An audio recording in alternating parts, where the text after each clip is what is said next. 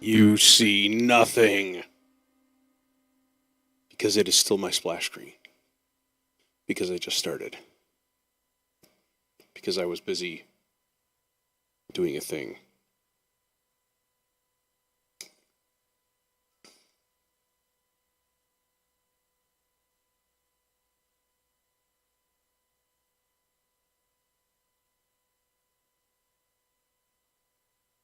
Yes, a thing. How you doing? How you doing?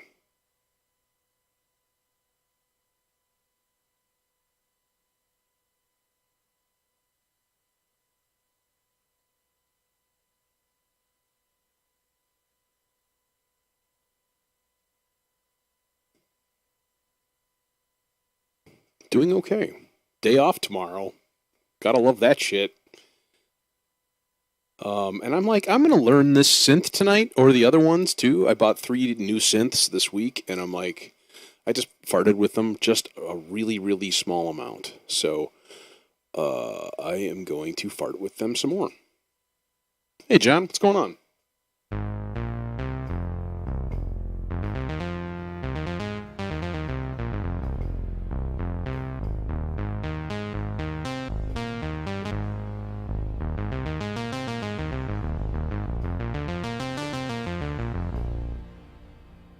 So I went by my studio and I talked to a person in charge of the Dole Mansion, and we talked about streaming.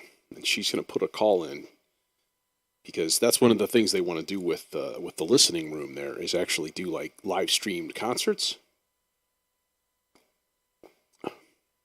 Yeah, these are the ones from whatever it was last time.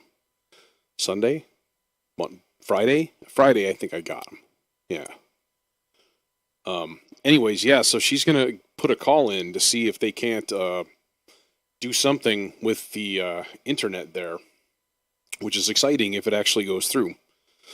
Because then I could live stream from the studio, and that would be super cool. We could live stream jams from the studio. That would be super, super cool. And I also put my display to 150% resolution so I could stop peering at it.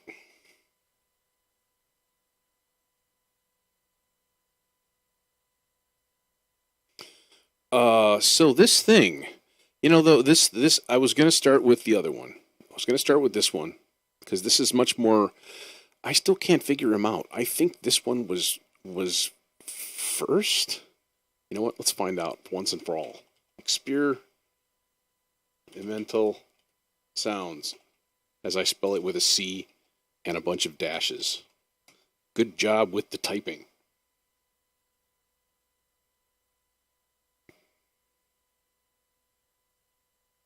No, I spelled it wrong, right?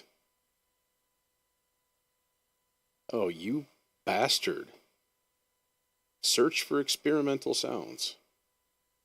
Okay, ES 101. Seriously? Nothing comes up. Wow.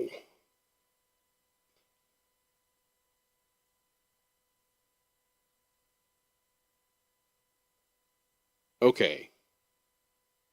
Yeah, I agree. I think it would be really cool for the Dole. I mean, they would only do like one camera angle. That would be the only thing. Like, it would be cool to have, you know, a dedicated video mixer with even like 3 cameras. It would be an investment. It would be a couple grand at least to do something like that. Um, but it'd be awesome. Like, you just have a person who would be in charge of the video streaming. Like, that would be just your thing. Or leave it in single camera. Put like a DSLR in the middle for just good wide angle shots, and then like get a couple of webcams for different angles, or those Movo cameras or something like that that have like built-in Wi-Fi and stuff. I mean, you could go big with it. They don't have the money for that. That would be cool, but a guy can dream. Okay, experimental sounds. I finally found it. Found their webpage. What did they come out with first? Shit, man, I've got like everything of theirs. Oh, no, I don't. Never mind. They have a phaser, a filter suite, a filter chain. I was looking at those.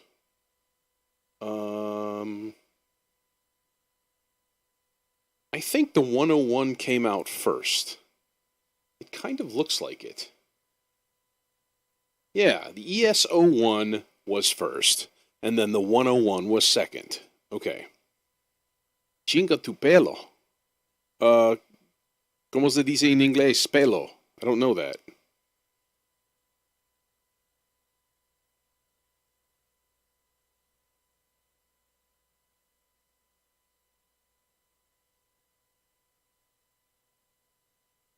I knew enough Spanish to get by in the factory that I worked at for 3 years, which was mostly fuck your hair.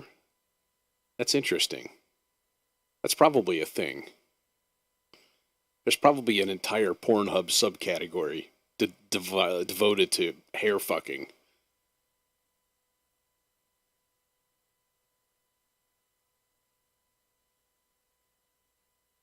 I'll betcha.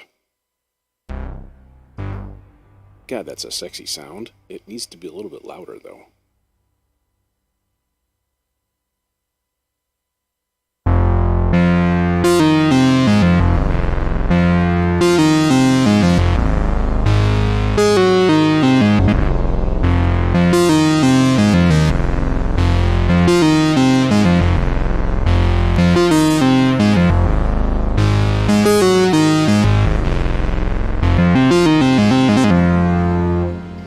This is this guy.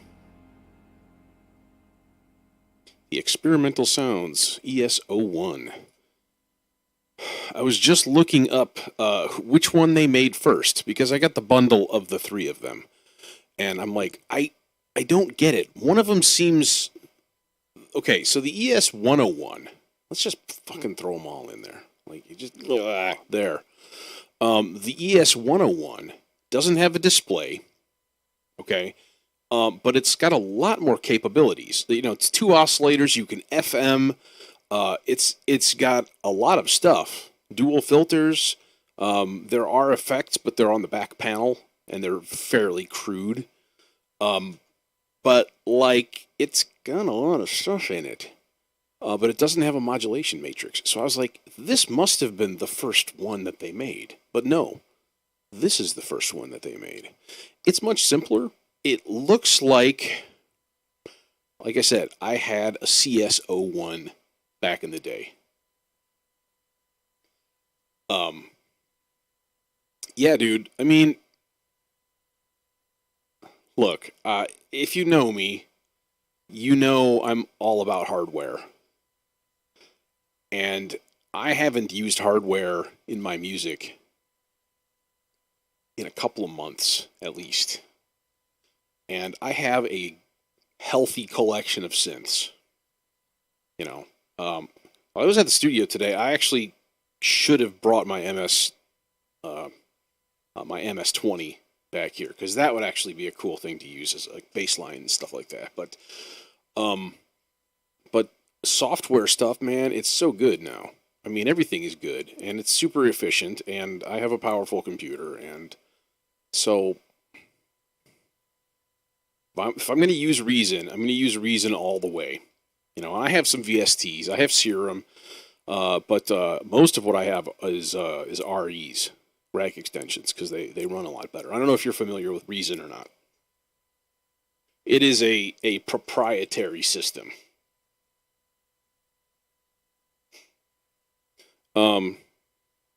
But it works really, really good. So there's that. Okay, here let's go back to this thing. Are we here? No, we're not.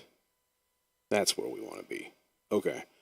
Arpeggios, as in a built-in arpeggio.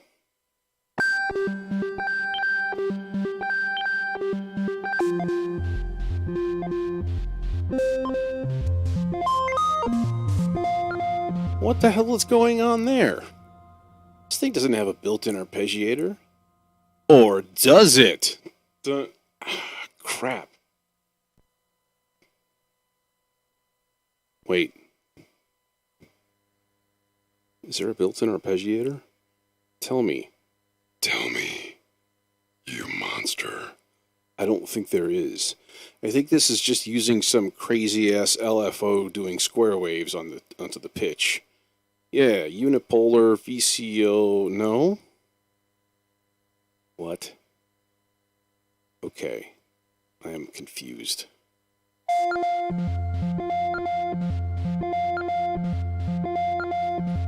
So this is obviously glissando, pitch, speed.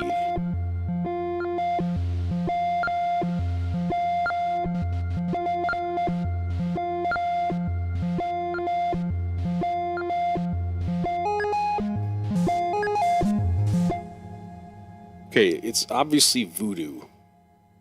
So... Oh, okay, no, never mind. Never mind. It's this. It's the sub feet. So the sub using the feet control? It's octaves. Feet are octaves. It's left over from like pipe organ terms. 16-foot pipe, 32-foot pipe. They still use that shit on oscillators, which is weird. Because I can name 0 pipe organists in my immediate circle. A friend of mine in college was a pipe organ player. He's a badass. I don't know whatever happened to him, and I didn't know him well enough to remember his name.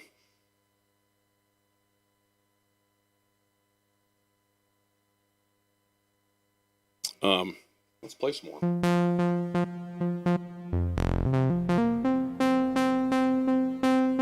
Okay, so these are all arpeggiated, and they're not really arpeggiated. So, yeah.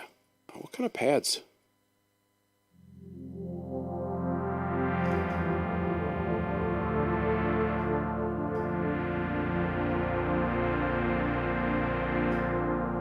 And you're doing that thing with the frickin' sustain pedal again, aren't you?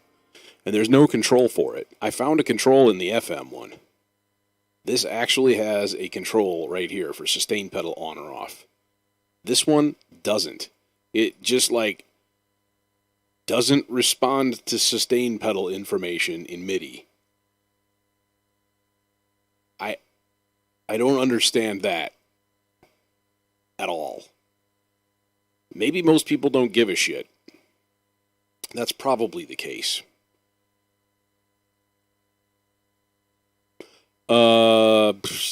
You get new sound things.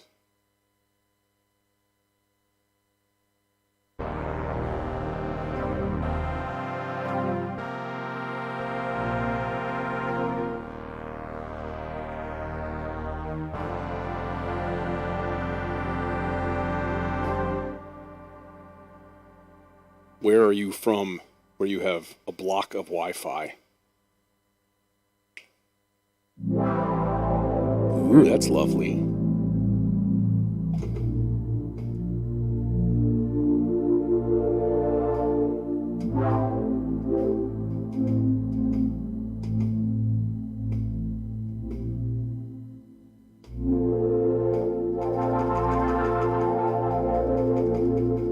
Oh, that's just LFO. Okay.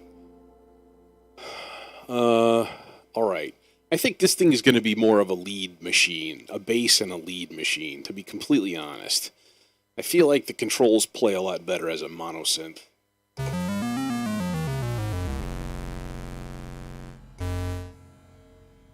And it does have that unison that I oh so love on bass.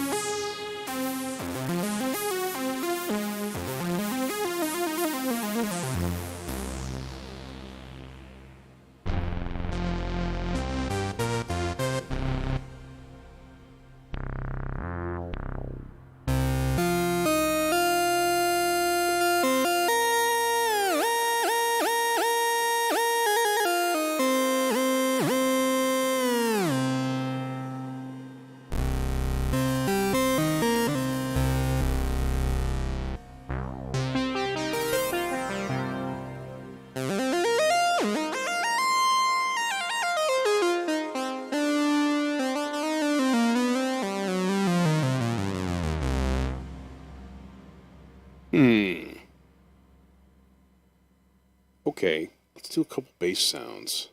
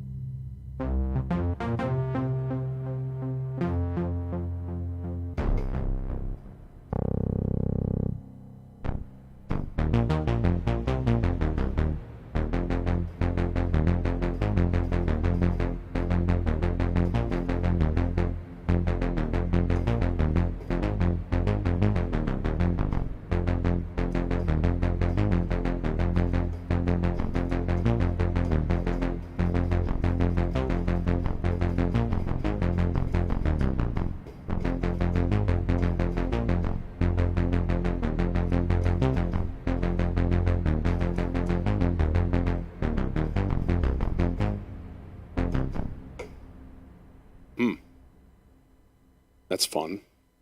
I like that one. I think I'll throw it into my favorites. But that guy. Yeah, that guy. Go into the favorites. And then I'll forget all about you and never use you. Ah.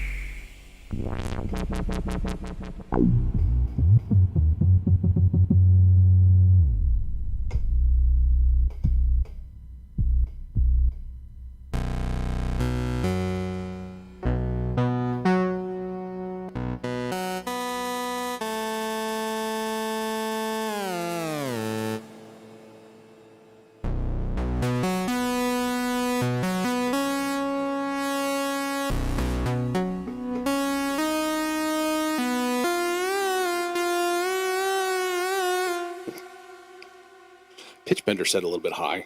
Okay. Next synth. Let's fart around with this guy and just run some presets. Screw with the control or two and see what happens. This is the upgrade, supposedly. I mean, not supposedly. It's on their website.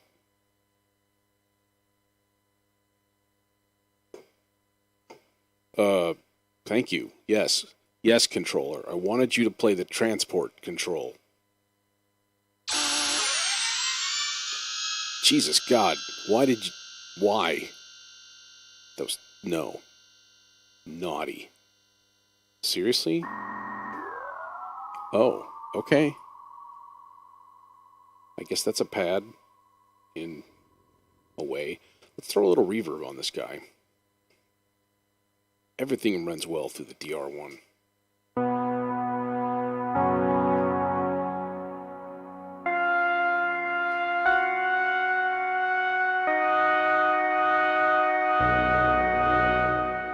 See, again, no sustain pedal.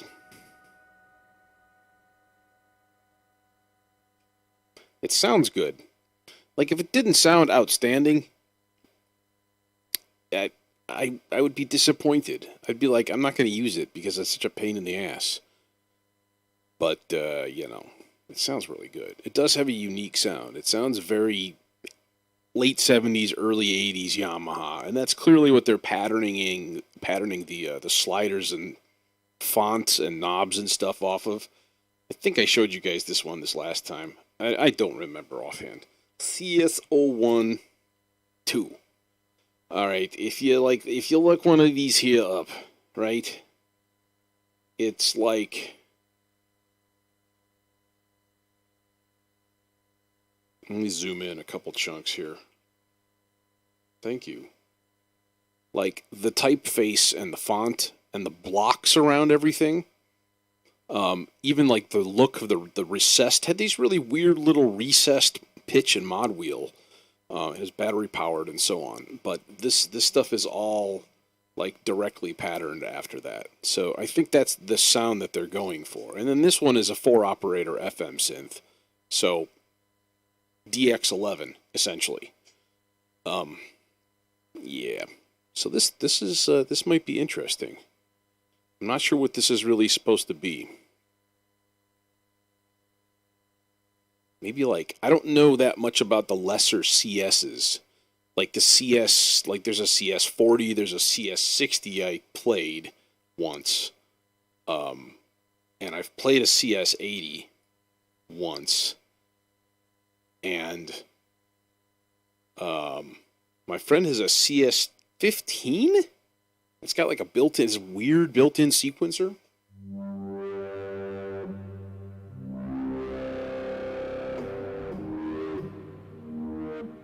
Angry.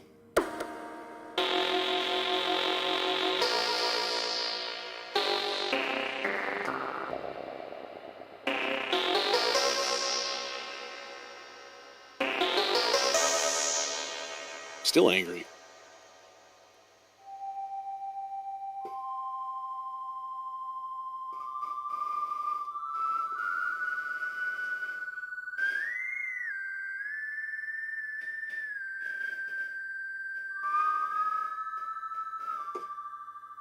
Okay, I'll stop. Nor? Like the soup company? Yes. It sounds like soup. What is going on with this synth? What's this supposed to be?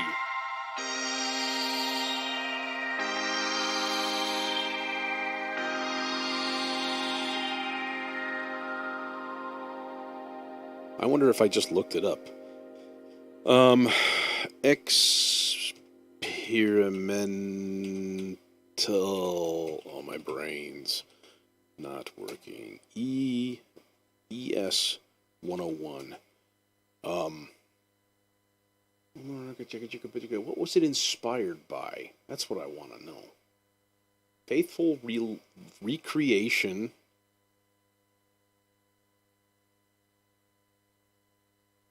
Okay.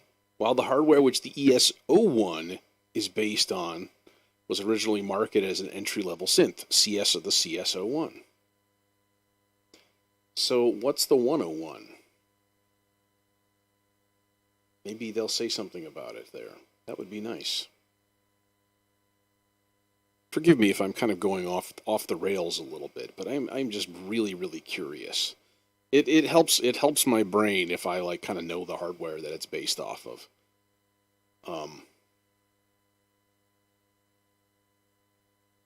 Just says it comes with the well-known architecture from some all-time favorite synthesizers and adds in functions inspired by a vintage drum synthesizer with a 2-operator FM oscillator and a dual-mode ring modulator sine oscillator.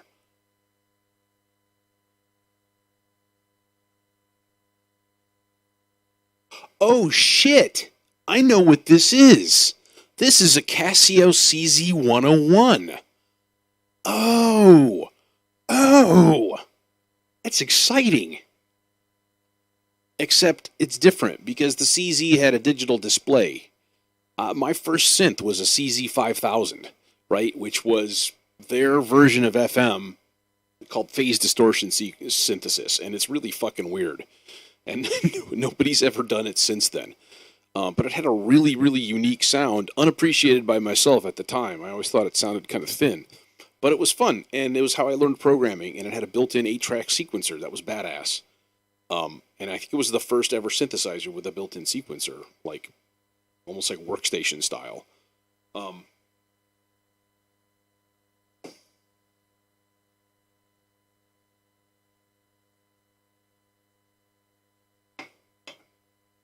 But the 101 was first, and it was like a little dinky-ass home keyboard version. And my friend had one, and I was totally jealous because I didn't have anything. And it was about 3 or 4 months, and I had saved up enough money and was able to buy a used CZ5000 for $500, and I used that thing for a long time. In fact, I sold it to a buddy of mine, and I wonder what he ever did with it. If he still has it, I would totally offer to buy it back from him. That would be fun. Have my old synth. I'll bet you I would love it right now. I'll bet you it would be super fun. I don't know how to program this thing, though, so let's just look at other stuff. Drum synth, huh? Kicks. Okay, well, we should turn off the reverb if we're going to audition some drum synths. Because, you know, that's dumb.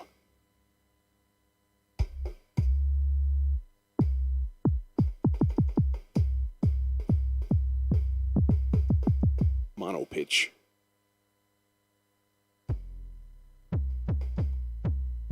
Interesting.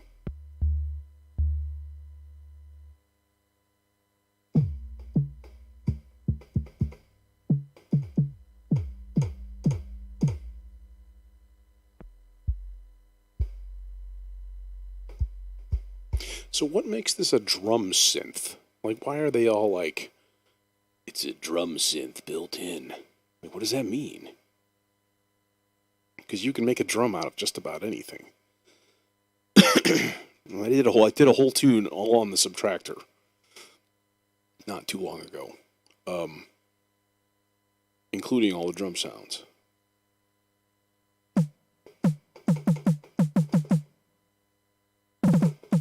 This would be an interesting place to go for snare sounds, though, because they would be unique. It would be kind of cool.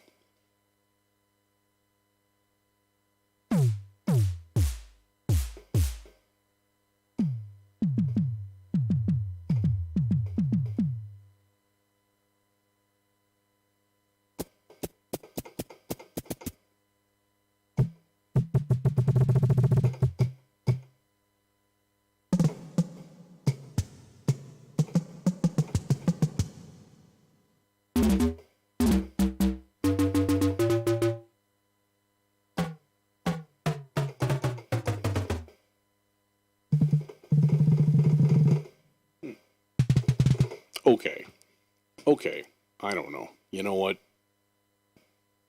Now I know what it is. And this is going to need further study to kind of fully dig into that. I need to just sit down and maybe tomorrow, since I have a day off tomorrow, I'll just sit and inhale some creativity vapors and learn how to program that thing.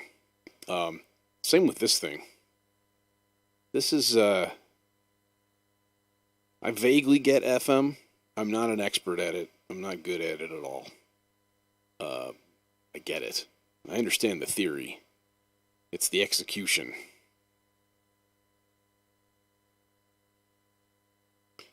But I'll tell you what, using FM is... this is a completely different layout than, for example, the PX7, which is the Reason version of the DX7, all right? So this is much more familiar if you had a DX7 back in the day. This one, not so much for me. And I guess they're the same thing. I don't know. You know what? It exists. That is all we can say. Look at my desktop. It's all fucked up now. I need to put this back. It's offending me. Oh, thank you. Thank you for putting my icons back in logical places. Okay, eye drops. I'm going to hit play. And then I think I might try to finish this thing tonight.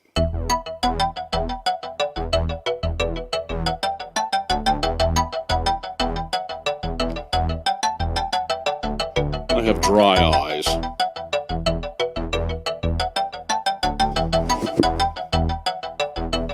And I wear contacts and stare at a computer screen all day. So...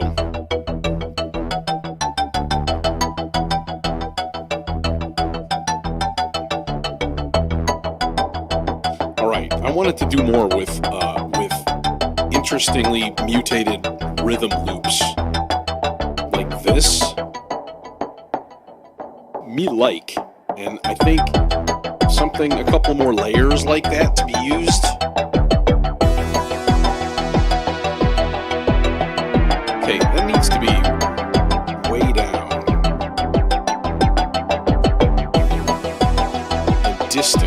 Yes.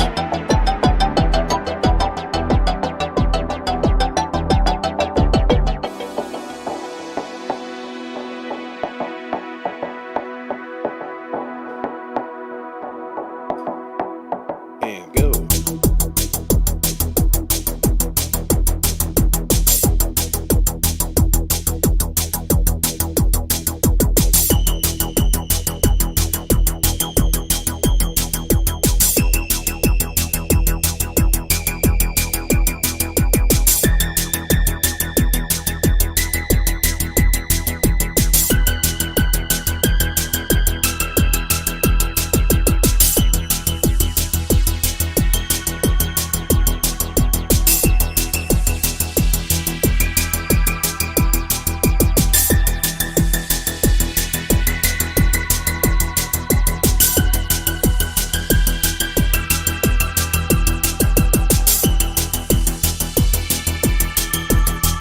Needs to be another part here.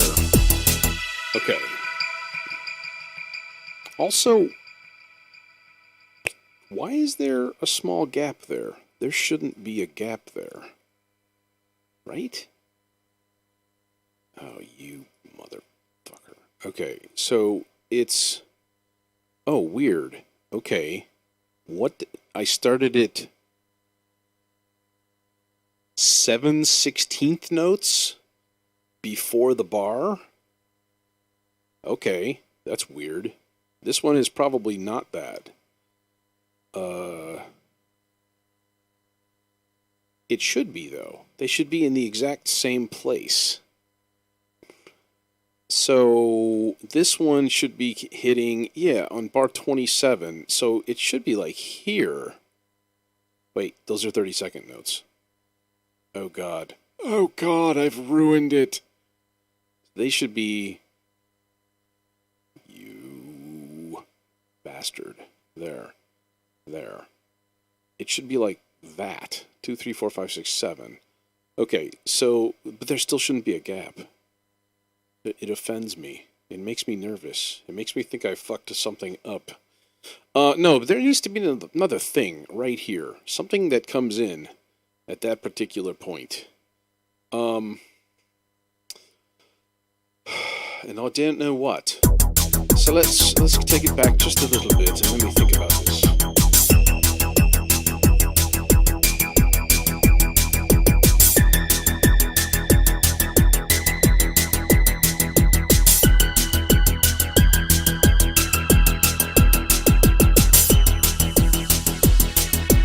Okay, number one, let's find a rhythm loop right here. So that'll be an extra built-up texture.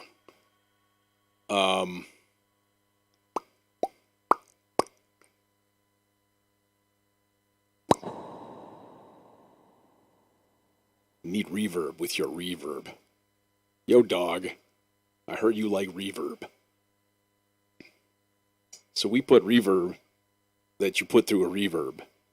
So you can reverb while you reverb.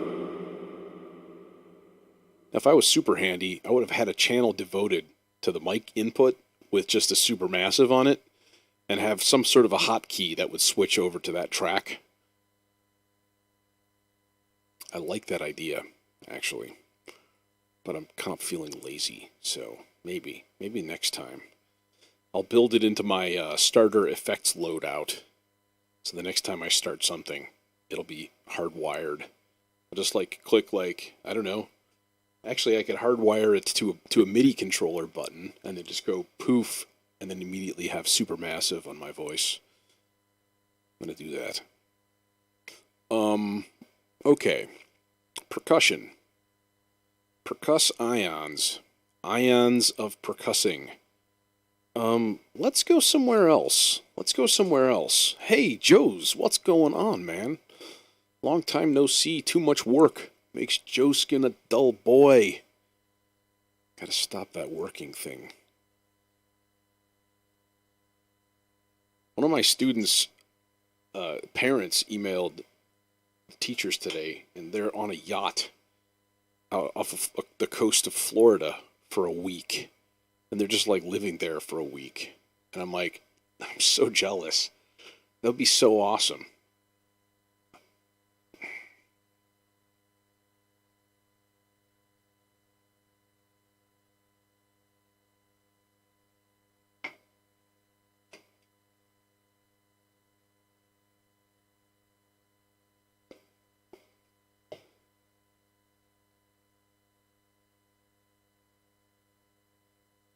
There's a YouTuber I watch.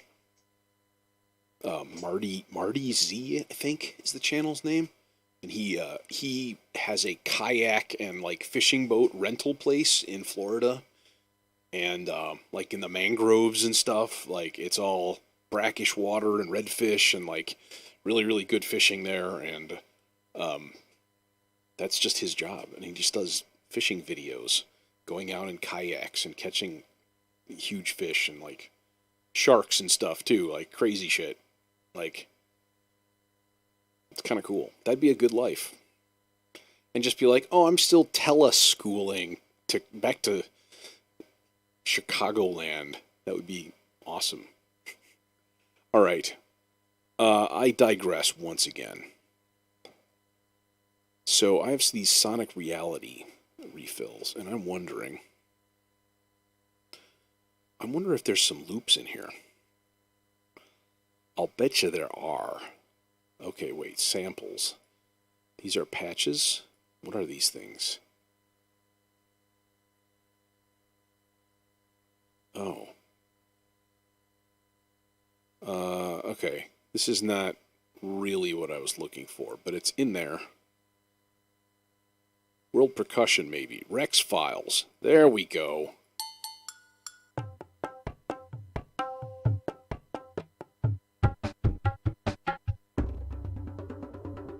Hell yeah. Okay, let's throw in a Rex. And let's put both of those in there. Because these are just single Rex files.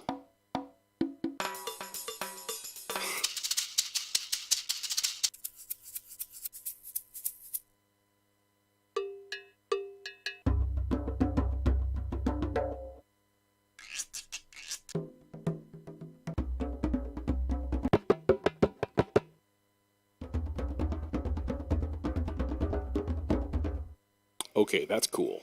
That one is really cool. In fact, let's do a thing here. We're going to disable loop playback, and then we're going to do a thing. The thing is we need to sculpt this in 7, so you can't just write it and then walk away. I need to do a little editing. Track color. Pink. Because why not? Okay, what you got here?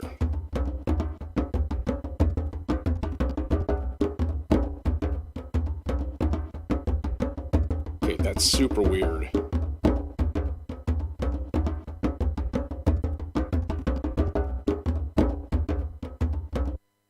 Okay, yeah, that is super weird. What's this one like? Okay. Can I like... Oh, of course I can. I can double the speed of this. So let's do this at the clip level. This and, thing. Not quantize. Not, scale tempo. Double. There. Let's see if that's better.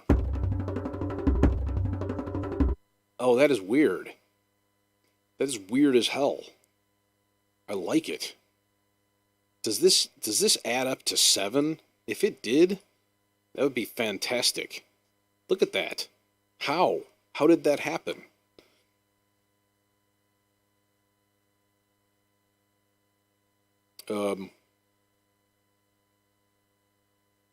Right?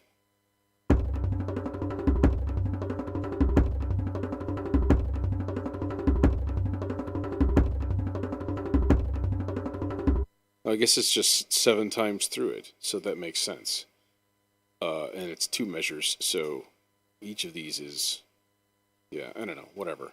No, but you've got the filter and stuff like that on this, so you can do some interesting shit.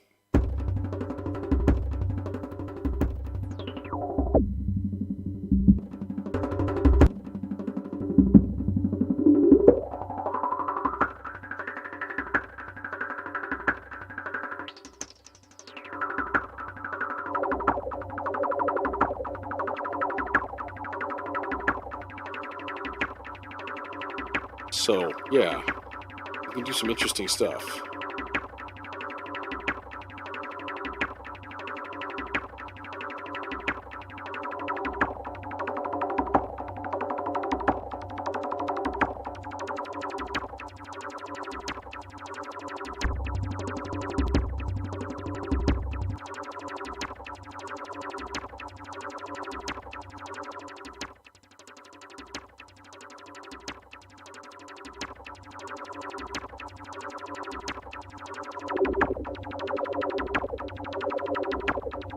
We can make the LFO do that.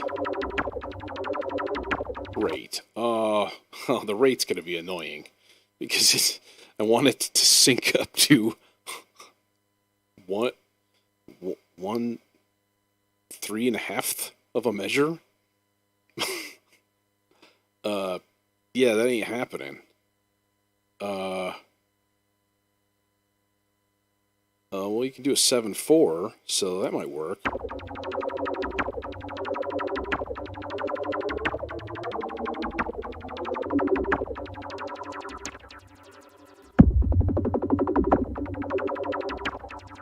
Oh, that's it.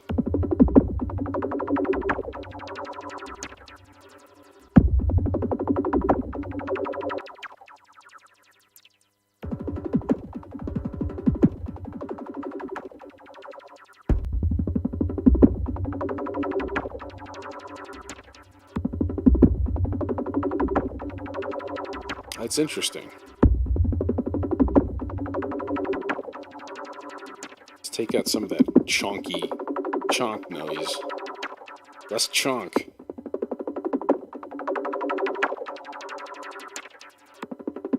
Make it more clacky. Yeah. Like, that's interesting. That is a thing I like.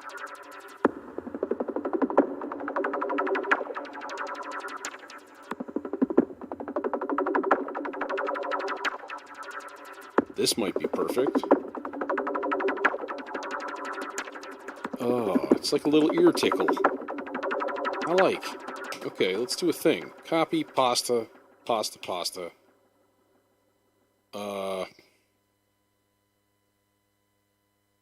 Maybe that early. We'll see. Let's try it.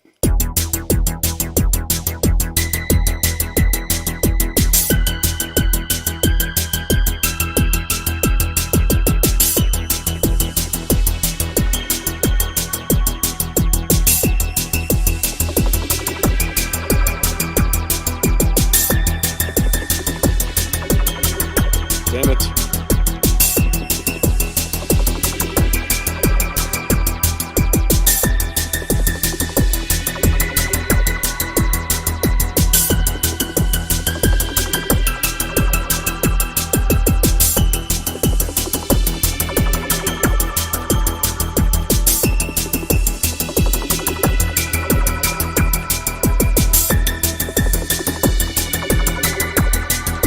Yeah, it's a cool texture.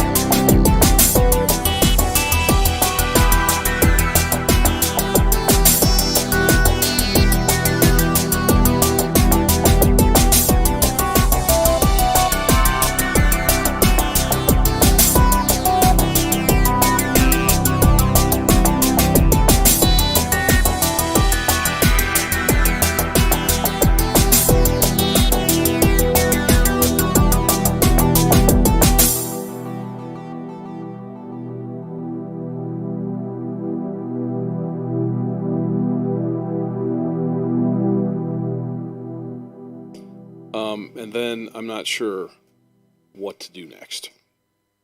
Oh, that's right. I was messing with this gamelan melody, and I could not get it to work. So I'm going to ditch that entire line of questioning. I went to Splice for that, and I was like, I don't know, trying to find something or go to a different place and so on, and it is a failure. But I do have more of these.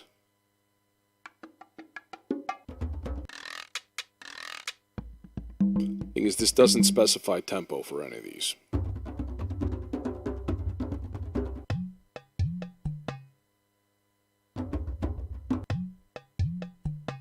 That's interesting. I have an Udo. Not here, of course. It's in my dang old classroom. Okay. So what if we just built a little thing, a little bridge right here, and it went blorp, copied loop to track. Would that fit timing wise?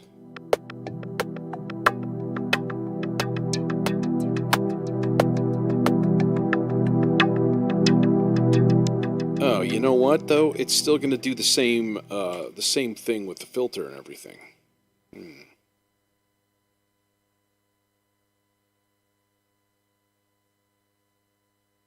Yeah, you'd have to just drag it into a Rex, which is what I'd probably end up doing anyways. I could just do that and just go blurf. 130. So I'm going, half that speed. Not quite half that speed. So if we did this again, okay, can one of these be scaled to tempo? Can I? No, that's not what I wanted to do. I wanted to do this. I wanted to do a thing like this. How many things are there here? Okay, let's just loop this for a second here. Thank you for looping.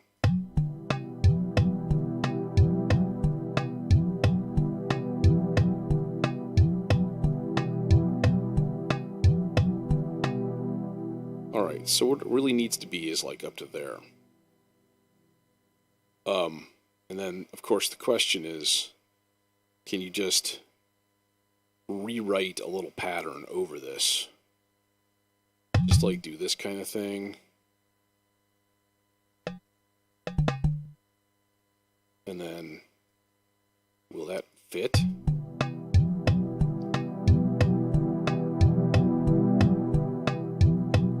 Yeah, that fits. Okay. Me like. That's nice. Okay. Hey, Johnny.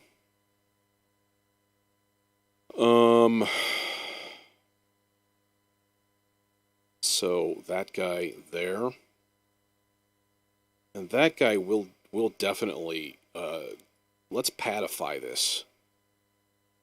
And by patify, I mean it's time for the Valhalla Supermassive again. Thank you. It's everybody's favorite. Or at least mine. Because it's just so damn good. At least for me. Billions and billions.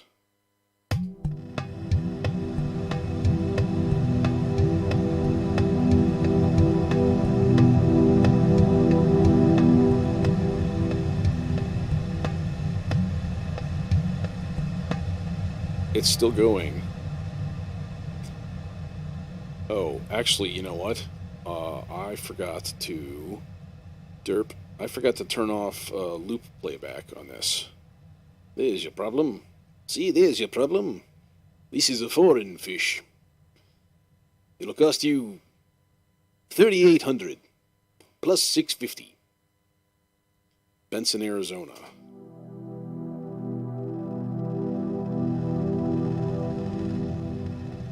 Might be a little excessive.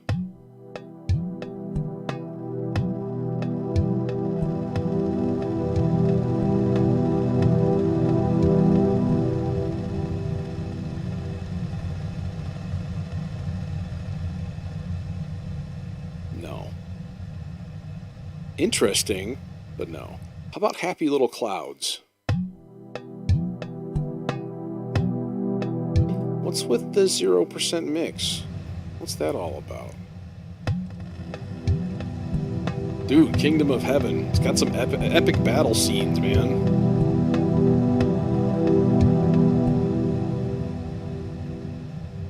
I forget it. Was that Ridley Scott that made that? I don't remember. Yeah, dude. Final Frontier. What's this one like?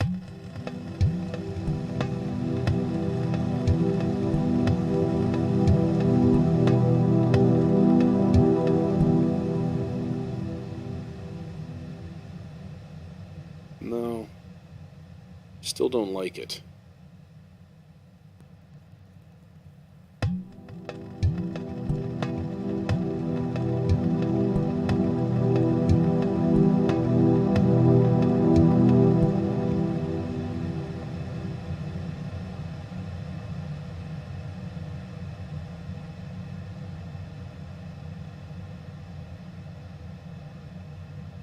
I have a weird idea.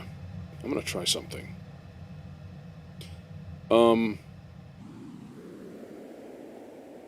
I'm gonna tone this down a little bit.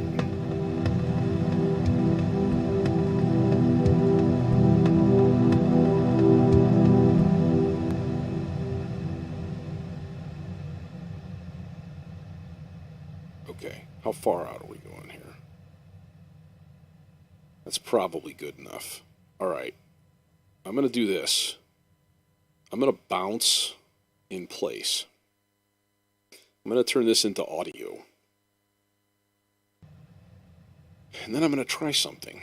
And I don't know if it's gonna work or not. We will see. Okay, except what did it do? Did it just... No, it didn't. So if I play this...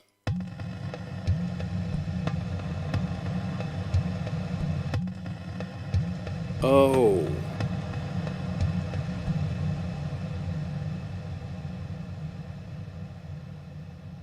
Huh. Oh, wait, and then it just stops. What? What? I'm confused now. I think you'd have to, honestly, I'm going to have to bounce it without effects and then just write the effects over to that other channel. So, okay, whatever. That's fine. We can just do this. There. And then rebounce this. Dry.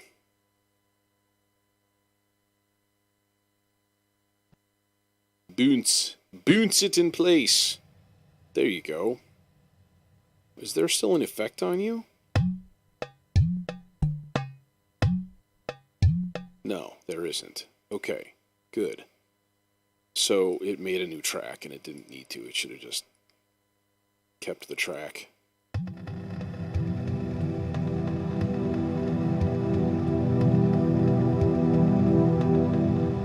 Okay.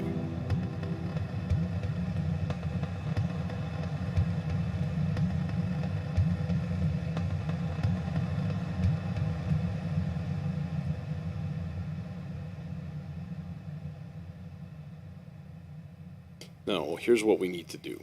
Okay, we need to do this. Select both of these, right? And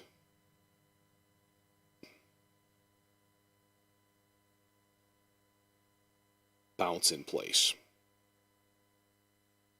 Okay, with the effect.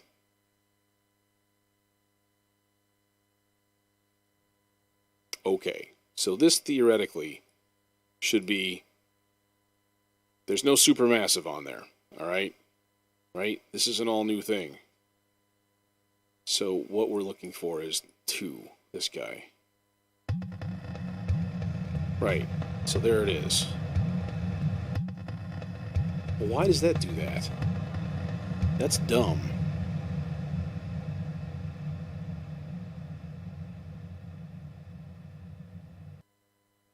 Yeah. So that effect is now audio. What if... No, see, there's nothing there. That's really weird. That makes no sense. Alright, so we can delete that, and we can delete that. And we'll just keep this the way it is. And then we'll actually just run it through its own reverb anyways, and that'll kind of hopefully smooth out that rough edge in there. I wonder if I can join clips, if that would smooth things a little bit. It might. Ding. Who dingy?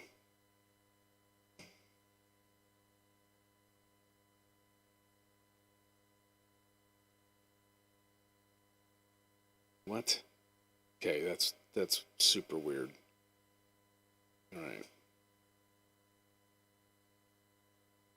Okay, so then here's my idea. My idea is to take that sound and somehow figure out a way to just like bend it down as it goes. Now, it's not really pitched, it's pretty much noise, but there might be some cool shit we can do with either neutron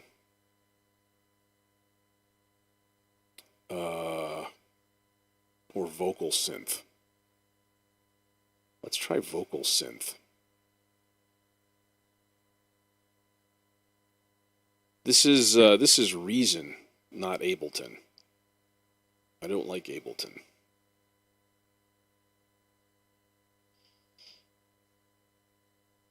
There, I said it. No, it's okay. It's whatever tool you're used to, and this is what I'm used to. So, I think I'm just gonna stick with it for a while. You know, using that there Reason. Now, what does this do? This does this. Let's solo this. Oh, you son of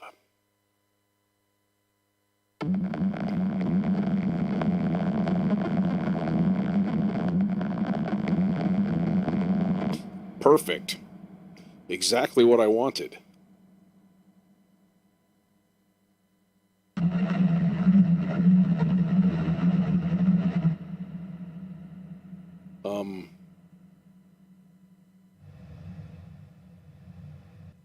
Okay.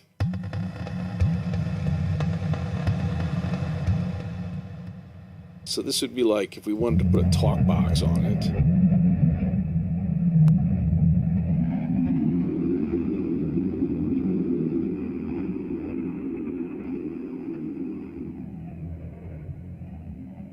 We could do some weird shit.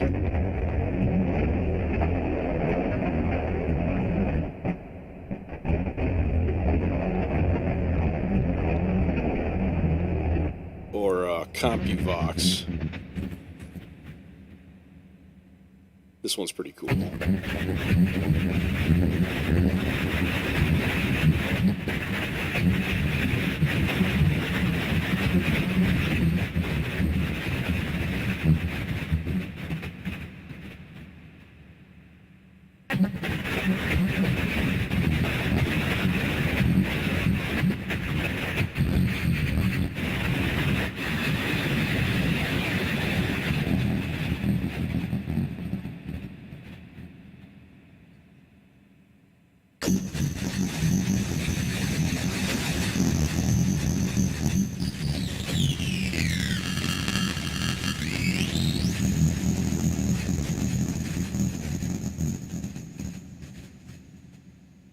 That's just weird. Like, I got nothing. Got nothing.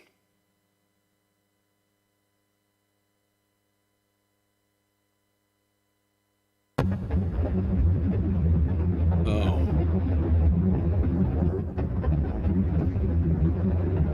Oh, okay. So, wait a minute then.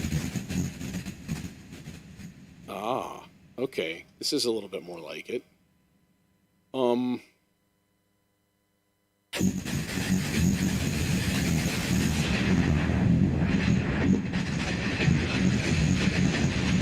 Okay. It's getting somewhere.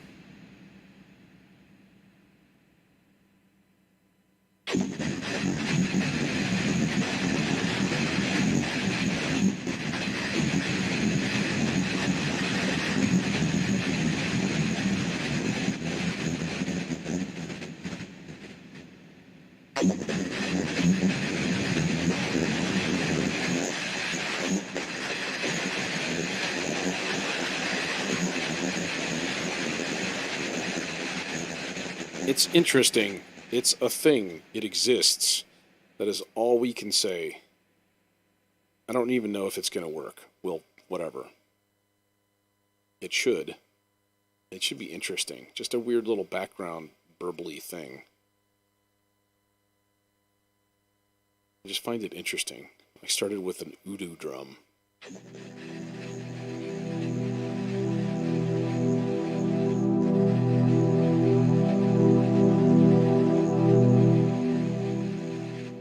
Okay.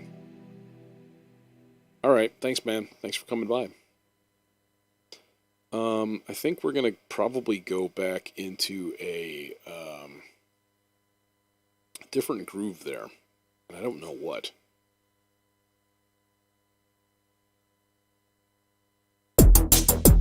Let's revisit just a little.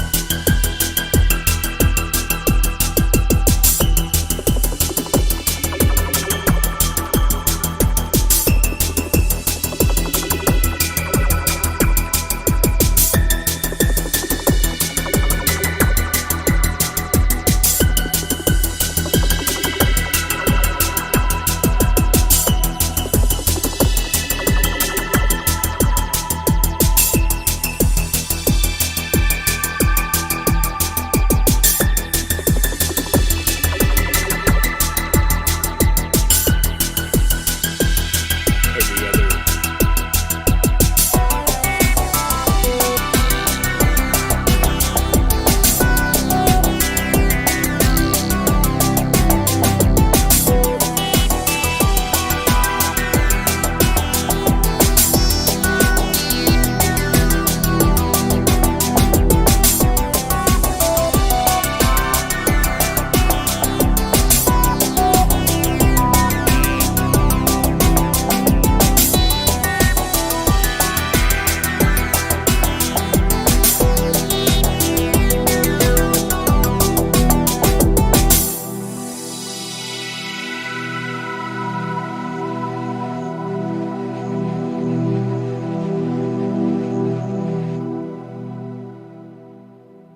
Or something weird, like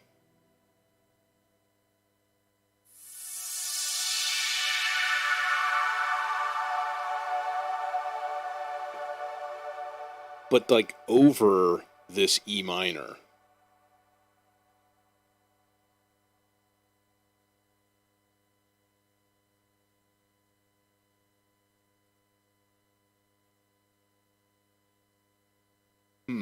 Or no, that's not going to work.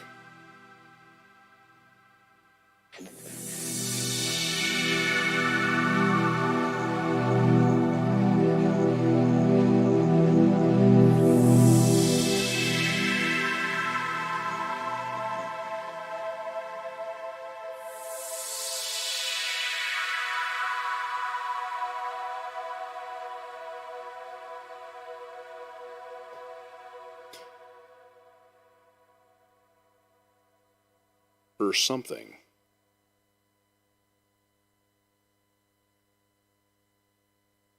Or what we do is we take this one in a different direction and we kind of keep going someplace with it. So we start with an E.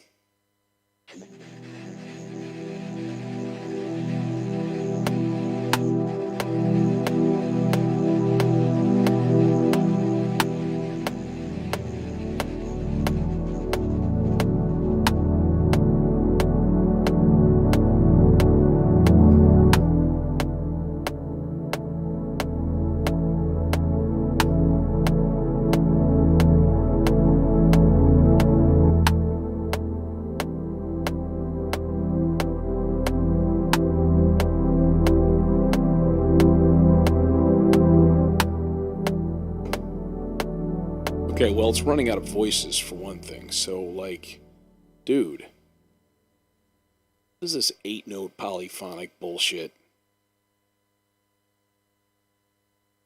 Dang. Okay. So we'll start that here and we'll just see what happens, see what comes out.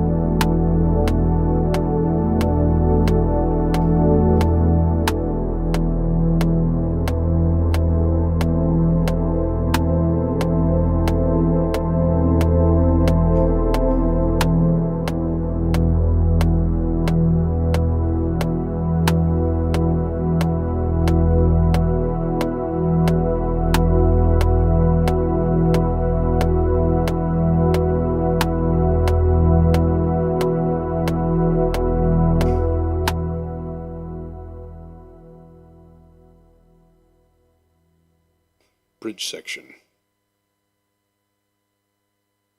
Okay, now we need to supply a baseline. Eh.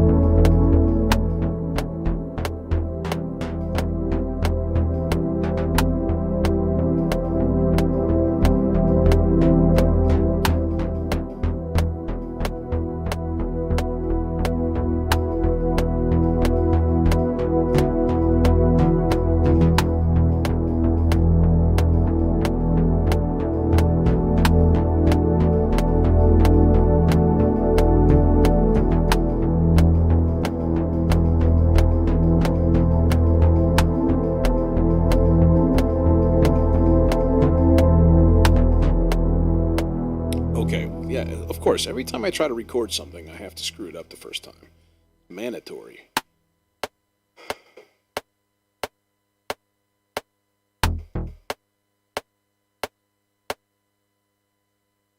I didn't hear the other tracks. I got confused and scared. This stuff should just be on bar. I think I might shift it early. So that it, so that it doesn't suck. So that it's actually timed right. 6 and 7.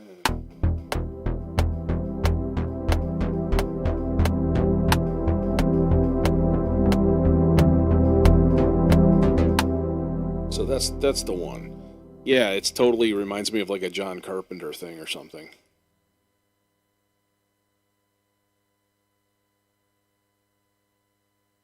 So then that guy, you son of a bitch, Reason, I'm gonna destroy you. Okay. Alright. Yep. Do-do-do, zip-a-doo. And then, I don't know, we'll see where we go from there, because that's basically the end of that build-up with that really long 4-measure chord that I stole from Dream Theater. Yeah, that's right. I said it.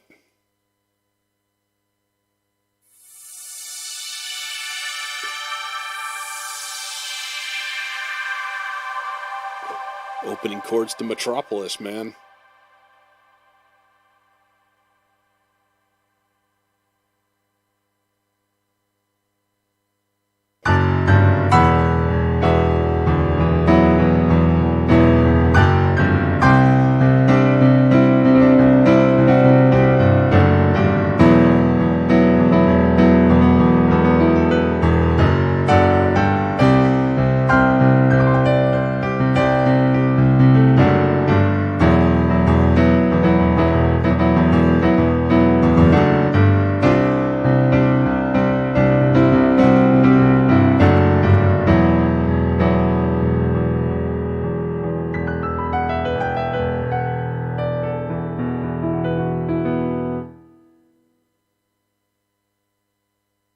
Yep. Hey, it's Yvonne. What's going on? Yeah, man, that was off of Images and Words. Metropolis. It's been forever since I've played that.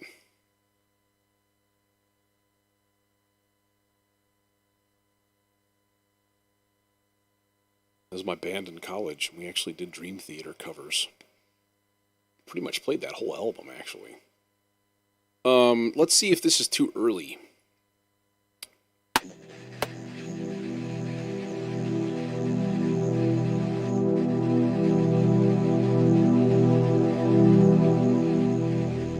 Oh yeah, we're live.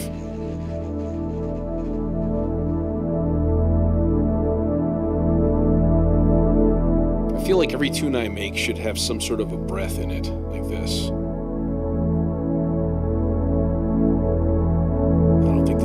this is too early. Yeah, it's too early.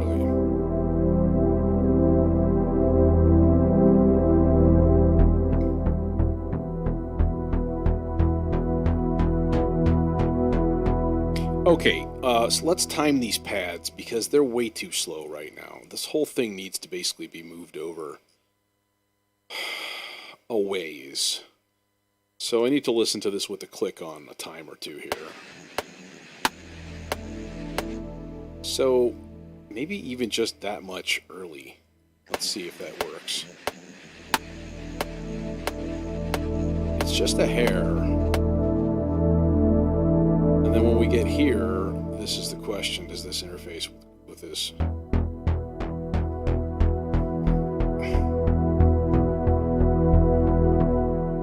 rethinking this, and this might be better up here.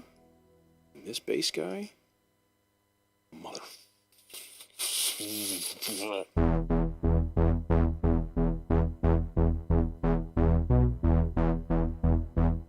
No, I don't think so. This one, no. No.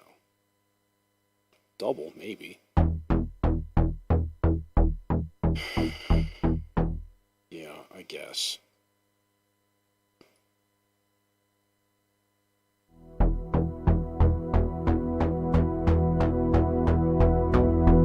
Maybe not quite that far, to be honest. Maybe just a little, just a hair early. 16th note early, basically. Yeah, that's better. Okay, now, this needs to do something here.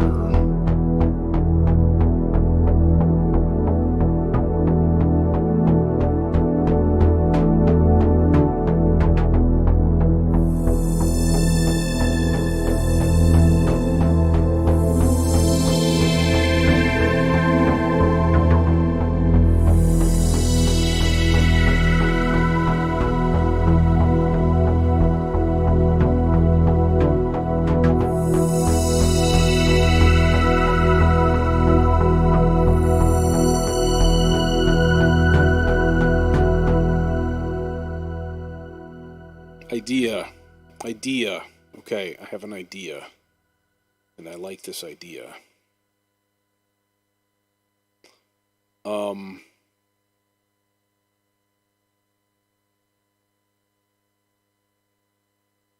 Let's add a part here. Son of a bitch. Okay, there we go. Let's add...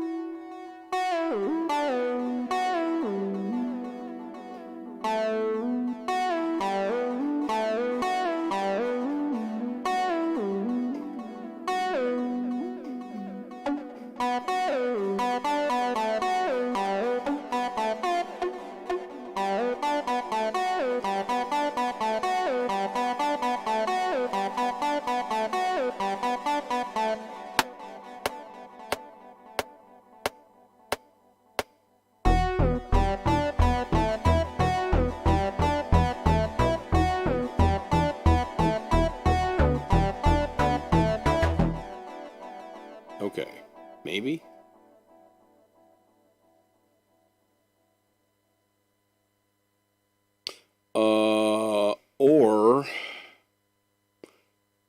Let's see. Those were all eighth notes. So this would be an easy quantize. And then we just time stretch it, go double speed. Hell yeah! Sevens on top of sevens on top of sevens. And then we do a real nice, happy filter climb here.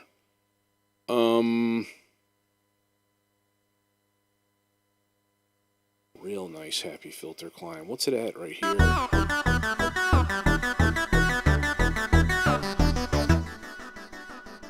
Kind of want to keep it at that mid, like, honk kind of level for a while. So we're going to do a real slow. And a super slow ramp. Wow, that doesn't really sound like that affects it much at all.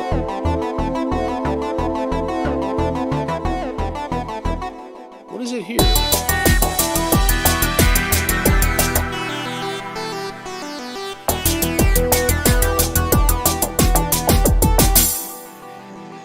Okay, I guess maybe just the filter. Yeah, the envelope mod is up too high. So what's it like now?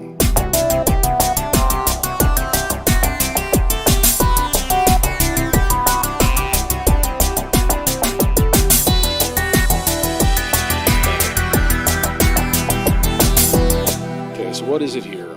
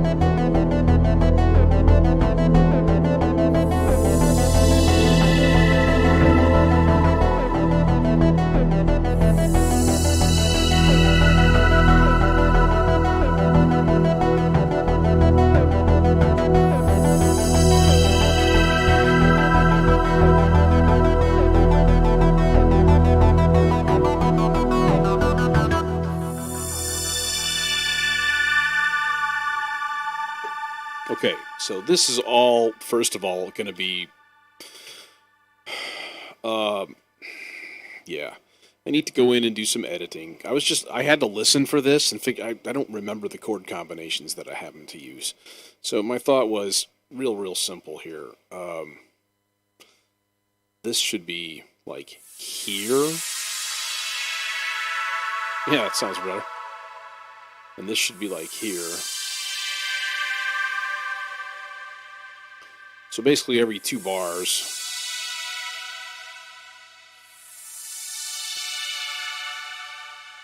Take me less time to do this than it would be to like go in and manually somehow quantize everything. So now we can actually just quantize to, yeah, 8th note is close enough. But I want to do, wait, is that right? That doesn't look right.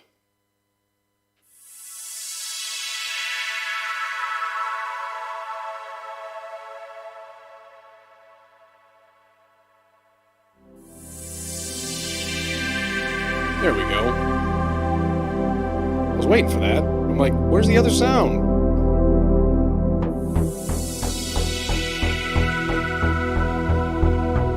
I think this should be earlier.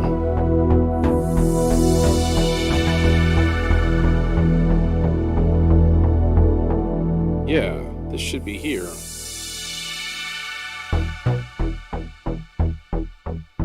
Then this should be here. Right? Yeah. Okay, that's a little more realistic. And then just like we'll do that. We'll do the stretchy thing on these guys and just, yeah, no, there we go. Okay, now to test it. And this whole thing is going to be faded in from the very beginning also. You know what? Reason. Learn to deal with 7, you bastard.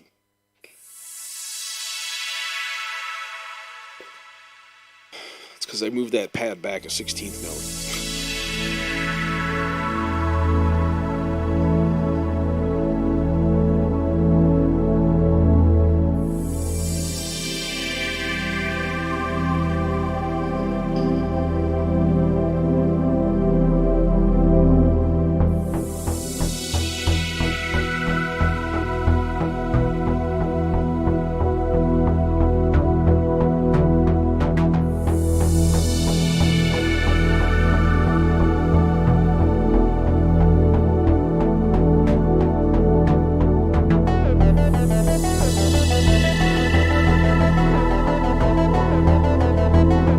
I don't know if I like that.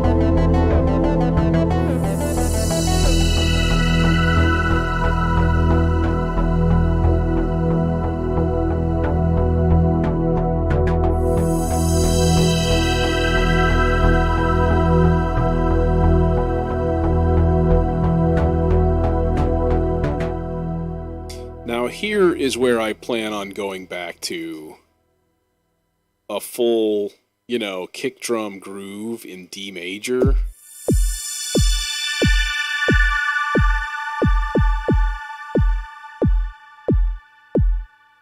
And then like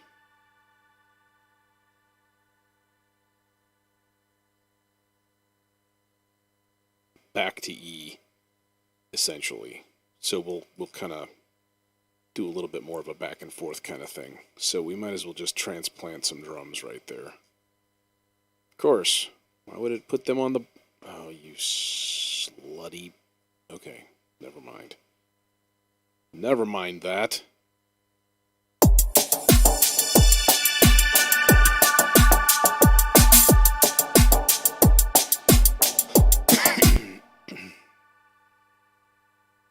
Clicking every other thing on that. Okay. In the meantime, though, we need a couple of other things here. First of all, we need this guy. Oh, no, you're already separated. Yeah, you're already separated. All right, so we're going to do this, and then we're going to do this. Chunk, bonk, thud. It's all data. It's all data, dude. Just manipulating data. That's all we're doing. We're on, the hell is that? D major. Yeah. So what we're just gonna do, like, there we go. Now we're on E minor. Now you two, get married. There you go. Go have babies. Okay, and then what we do is we just take that guy and we put it down here and we just dupe it, right? You know what I mean? Except here we're going to add a drone. Yeah, that's exactly what I wanted. Only a 16th note drone. Just, it's very subtle.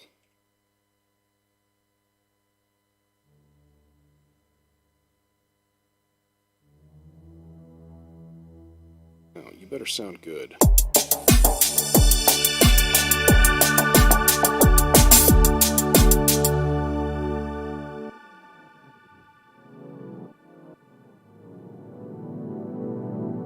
Lower.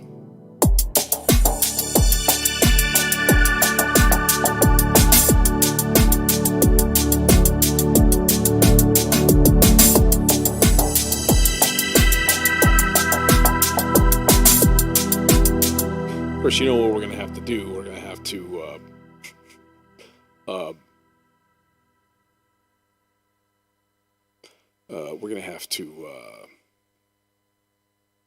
pull those pads back another 16th note or something. Edit automation on the volume. I don't like to do this with the faders, because then if I go in later and I mix something and I do something, then it's obnoxious. 80. So we want it starting at like 0 and then go to like 80. Okay. There. And then we can just time stretch it as we need. So we could I will murder you, Reason. I will. Okay. How's that for a fade in? And when you're the only thing playing, the fade in is amazing.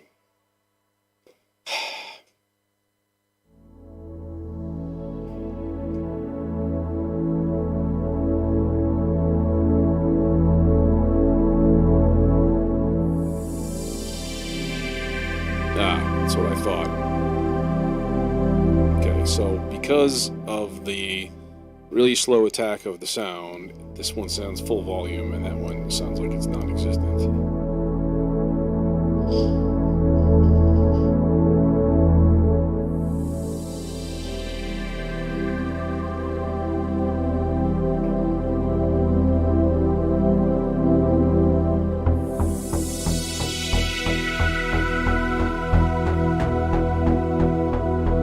That's okay. Okay, I'll be right back. I'm gonna refill my water and play this from the beginning.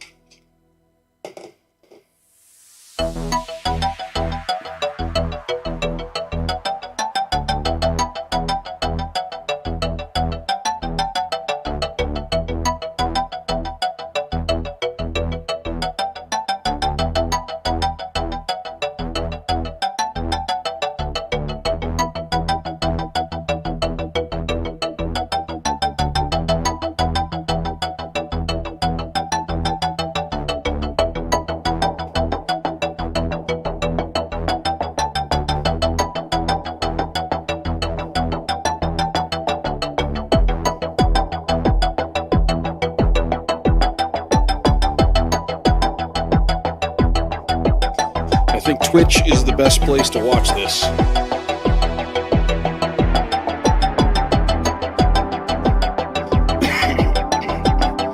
Plus, then if I get 5 people chatting in the channel at once, I can get, whatever, a community build-up. I can get followers and stuff.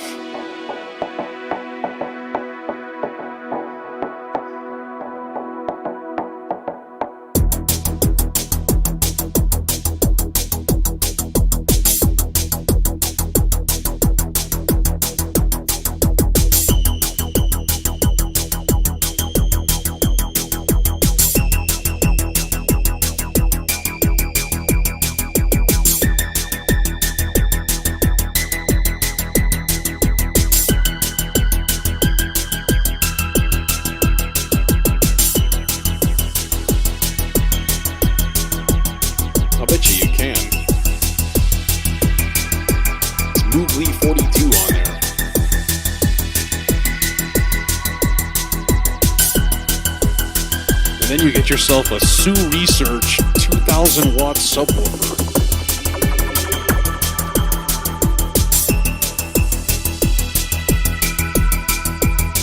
Yeah, I have a home theater PC actually.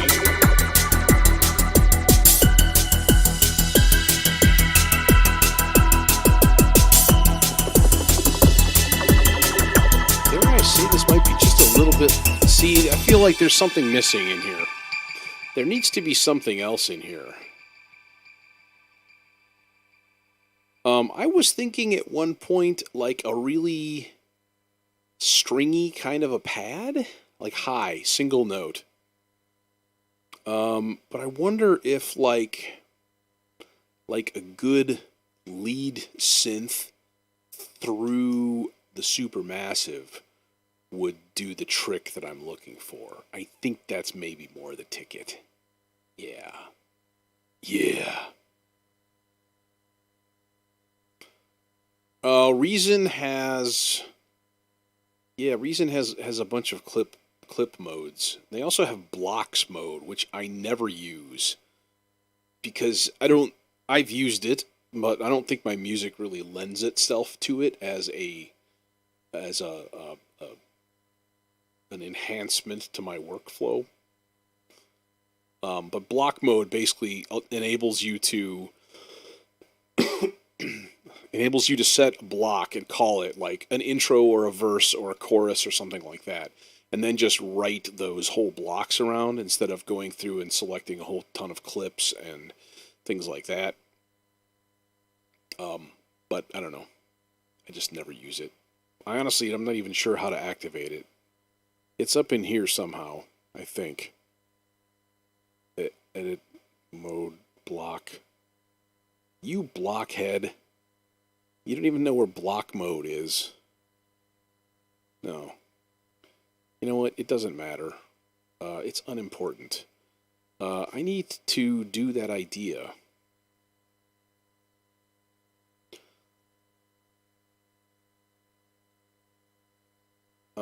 To me, Reason needs two things. It needs a scalable GUI with massive enhancements in color palettes and things like that.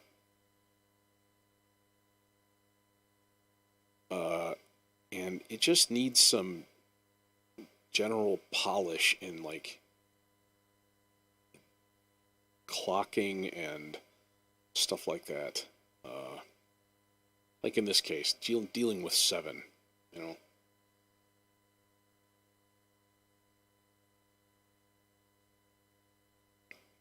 But, like, it's not Ableton. If you're like, hey, I'm an Ableton user and I think Reason should be more like Ableton, that's kind of defeating the purpose. They're different. They do different things. They work differently. It's whatever you're used to, you know? It's like Apple versus Android.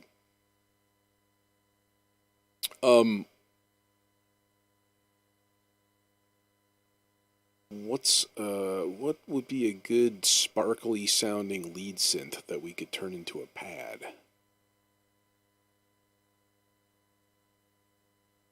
I have a million. My first thought was the Legend.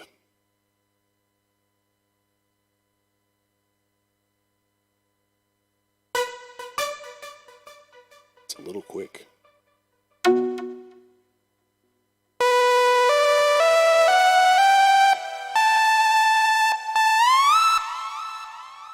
Fifth bend.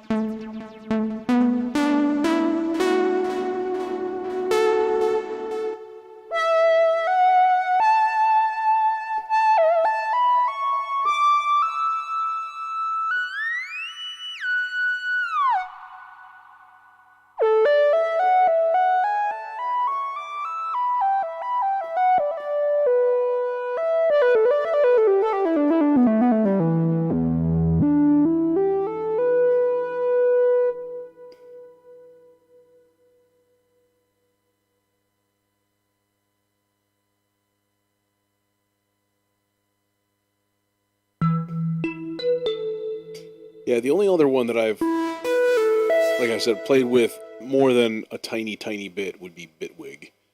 And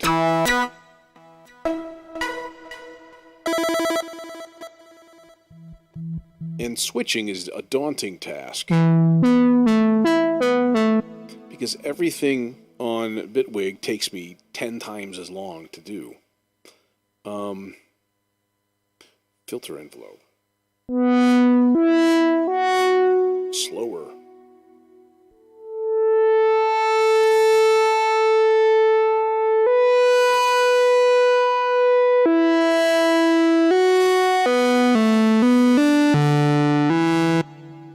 That might do the trick. I don't know. Let's try it. Let's record something and then we'll see what happens.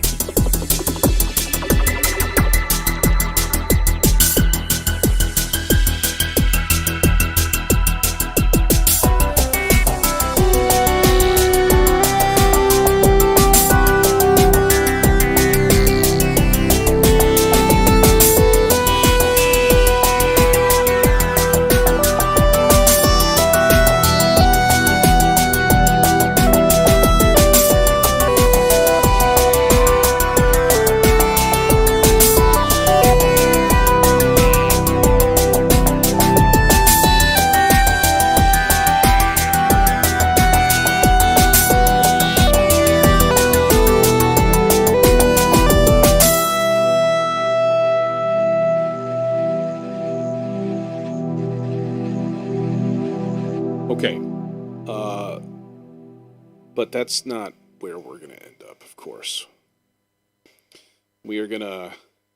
Yeah, a lot of my stuff has a definite synthwave element to it. I will say. I will freely admit that. And I'm okay with that.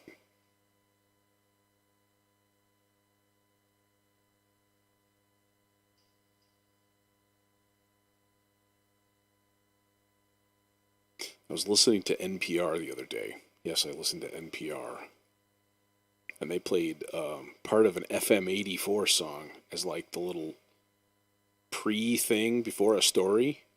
And I was like, ha! FM 84. They're really good. Synthwave. They're really, really, really good.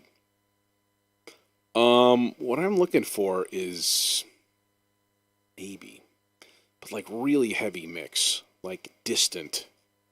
Let's see how this sounds.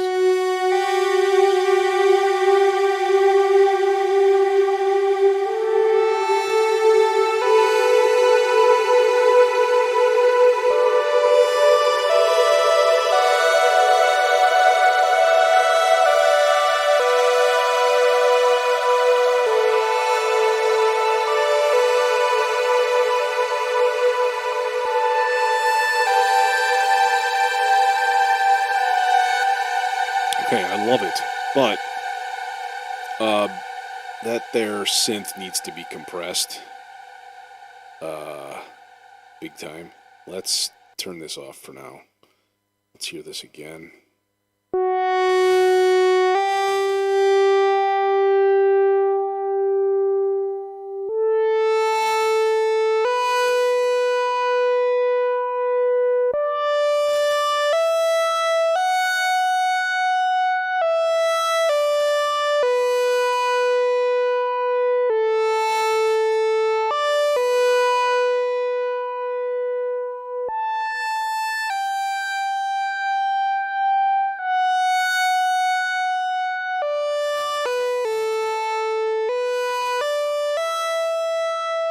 Okay, yeah, that's pretty better. It's pretty average. I'd kind of like to EQ it before the reverb though too. So, pardon me, dying. So let's do that. I'm like looking for an EQ that isn't there. What's an average okay EQ to just throw on there? I don't know. I don't really care. It just has to be a basic EQ. Sure, let's use that. Bypass this again. And let's rewind it.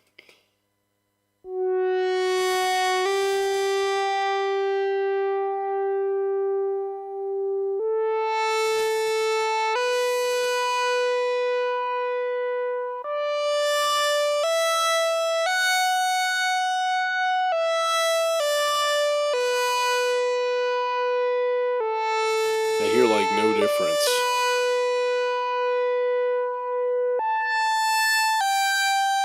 Okay. So,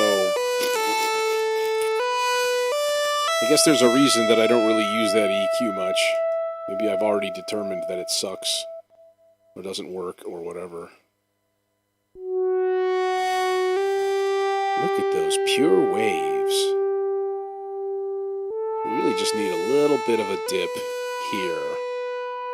Just kind of smooth things out a little bit. And then we'll filter the bottom end too. Because there's absolutely no need for that stuff. Much better. Good coloring EQ. I love you. Okay, and then obviously we go to this. We say how loud this is. It's probably way too loud right now.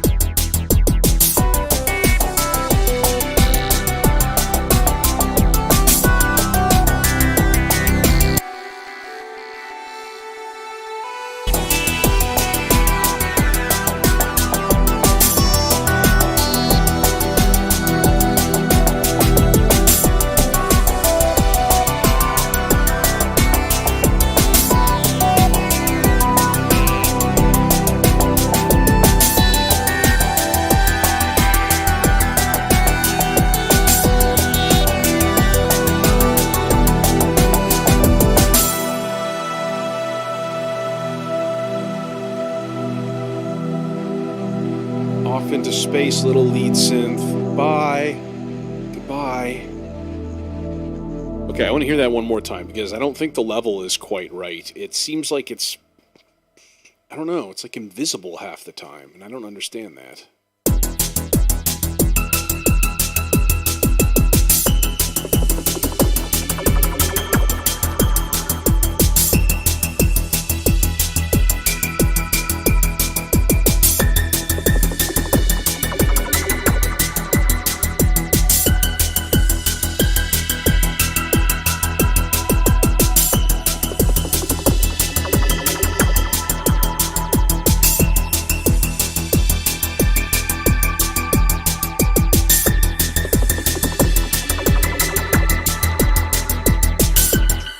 I would like a thing in here. I would like a thing. I would like a small percussive little clinky noise. A little tink, tink, like heavy reverb, just one or two off in the distance. How about you? Drum 4, you've been nominated. Congratulations. Found sounds. These are all going to be stupid. Yup.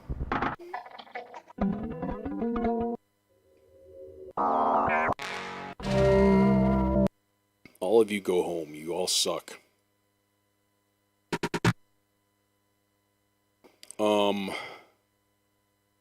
Percussion. Like metals. Like little things. Bell.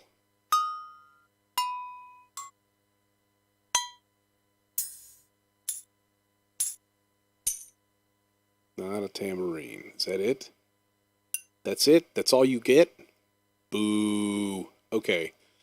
Let's look in those sonic reality things again. These things are super old. But is there like a thing?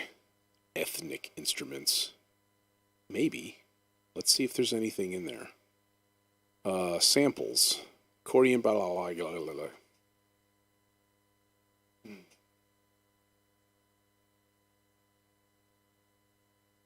It's looking like a negative there, Kimosabi. Yeah, no. World percussion? Samples? What do we got? African percussion.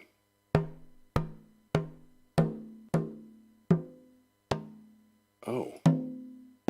Okay. Djembe? Doombek? How's Doombek African? Okay, never mind.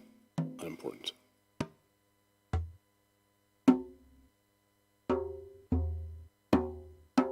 That's, these are like all the same. Okay. Maybe all the bells and stuff are in here.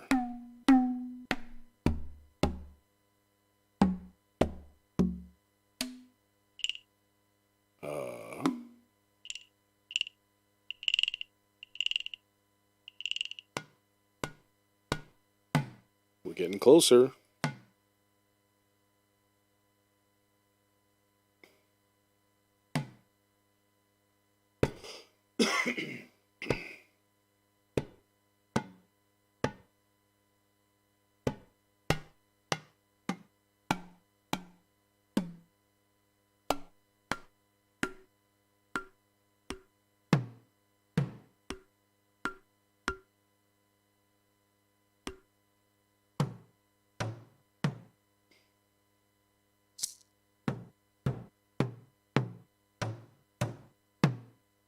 Okay, where was that one?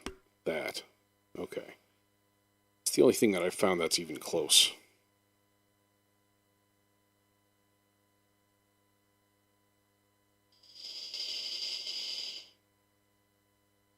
I've never heard of oxide sounds.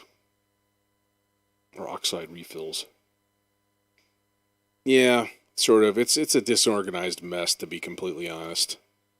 Like, I don't know. There might be something interesting in here, but best thing to do would be to just take a field recorder outside and record something and do it. But you know what? It's cold out, and there are wolves. But we're gonna do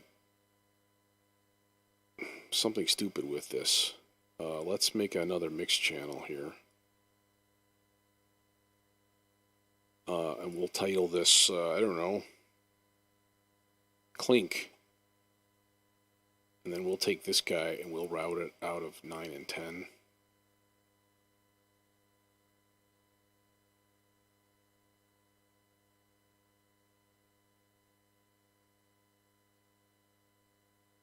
Okay.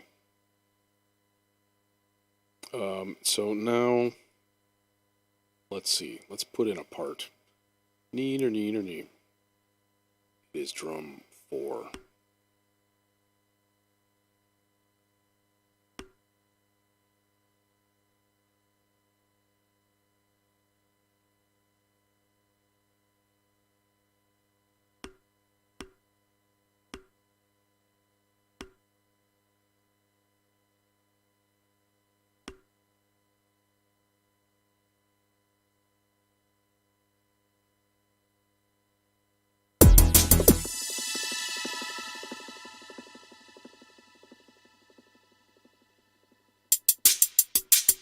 Yep. Nope. I just won it the first time. And then that guy gets posted. Yeah, that's exactly where I wanted you to go. I wanted you to go 8 beats away because I'm in 7, and that makes the most logical sense. Reason I am going to. I'm going to scold you. I'm going to scold you roundly on the air. Why? Okay, in the meantime, let's make this not sound lame. There. Okay, and let's lower this loop because I need to hear this thing. Okay. What can we do with this? Number 1, EQ. Passed it. Damn you. There you go.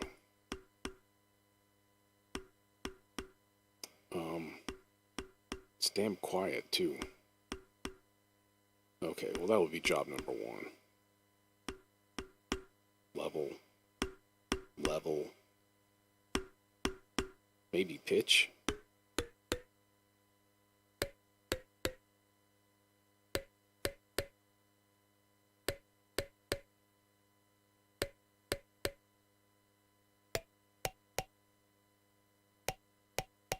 Kind of sounds like a bottle. Kind of like it. Can we get any more volume out of it though? I don't think we can. Alright.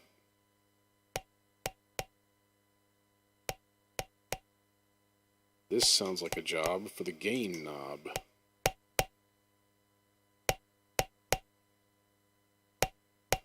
Okay. Filter.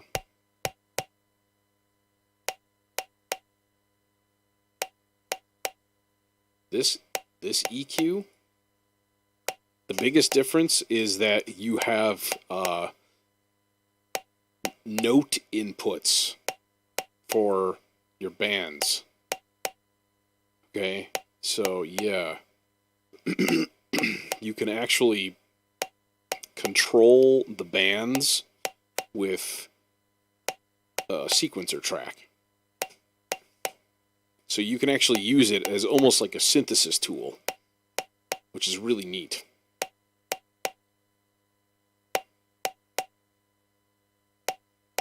And this thing is extremely narrow banded.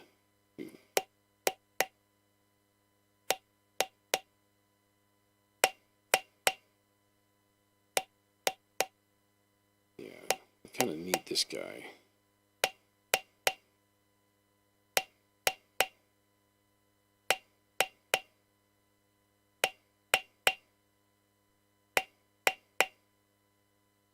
That's the stuff right there.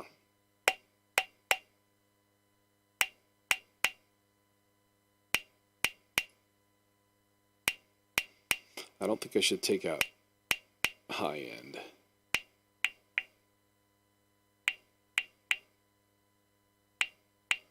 Let's leave a little. So you can vary the slope of the filter.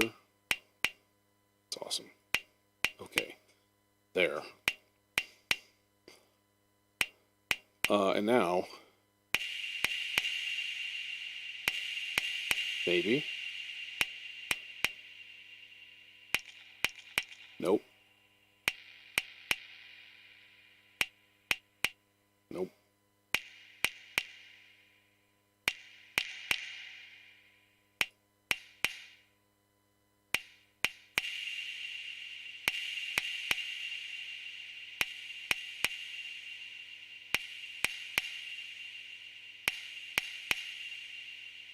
Okay.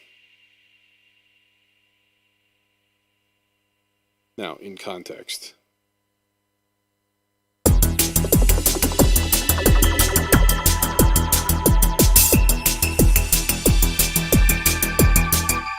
go back a little bit. I want to hear it come in.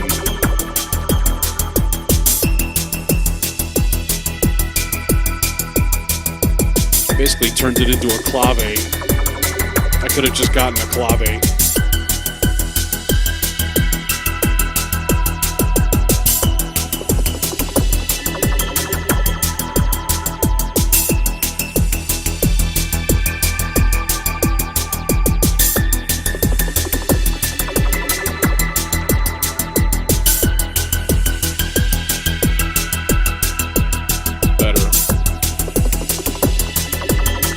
Okay, next chunk, next part.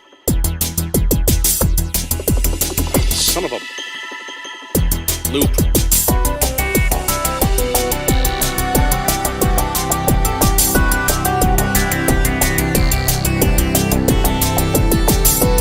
Yeah. In the mix, the verb works a lot better.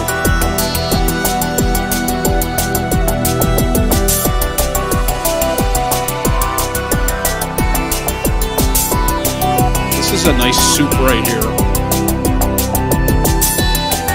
It's all swirling.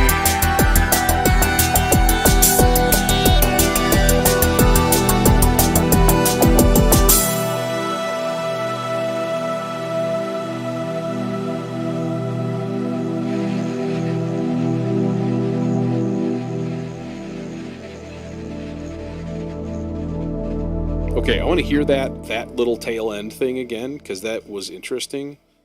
And okay,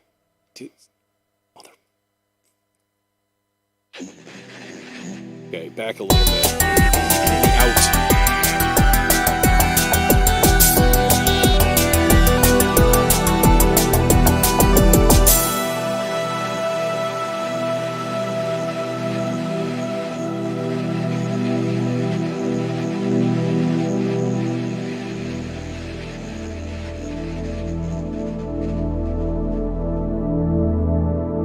That's actually really cool.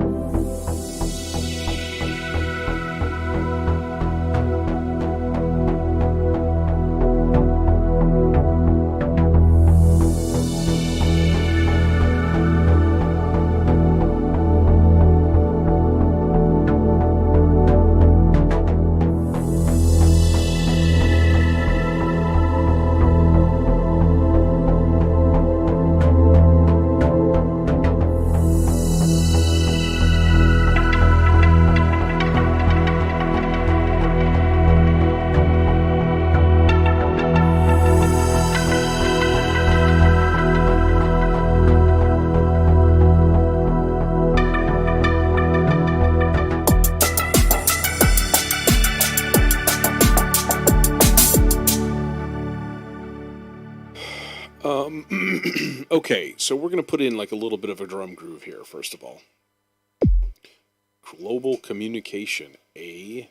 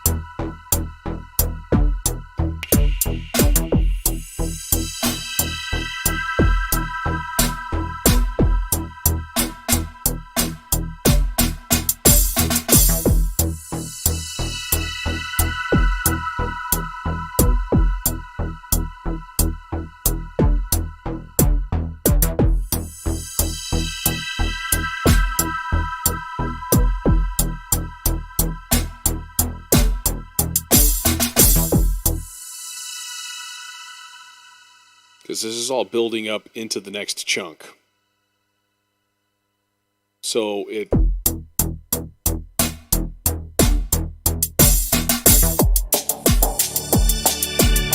Okay.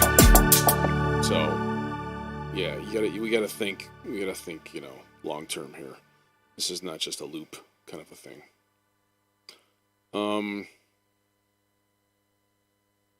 Though I might do something weird. Not weird, I guess, but just like a little bit earlier on these guys. No. Maybe.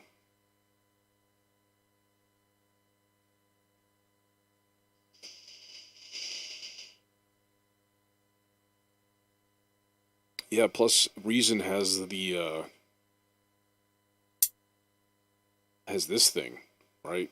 Which is awesome at making metallic sounding hi-hats.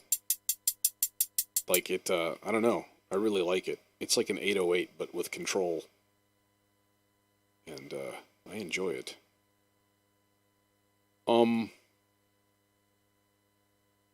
So this obviously needs to build here.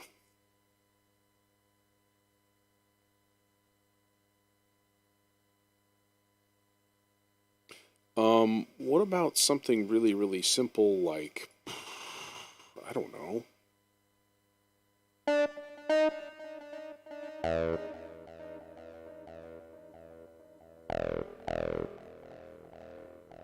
Just a single, like a 16th note part. Like a so, except...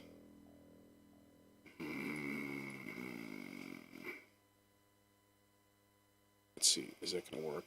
Yeah. Except make them shorty. Too short.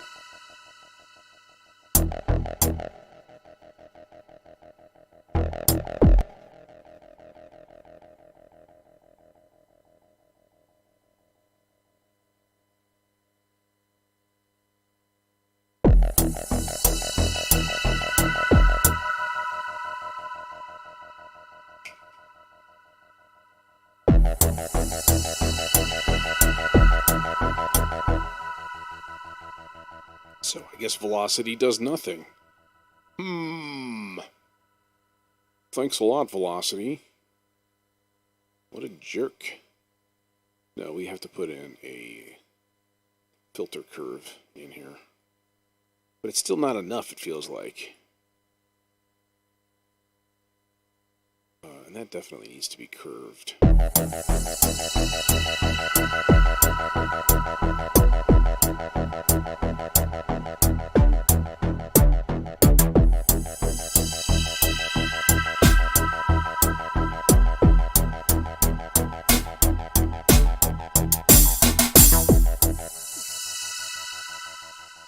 I don't like that either.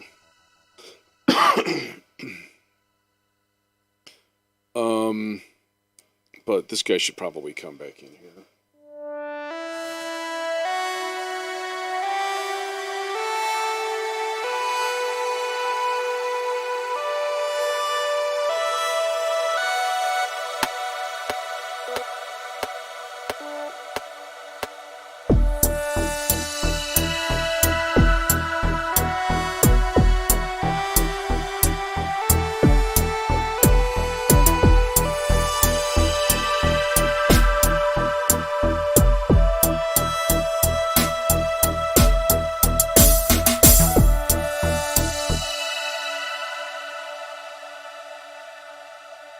Curse you. That's okay. This is easy enough.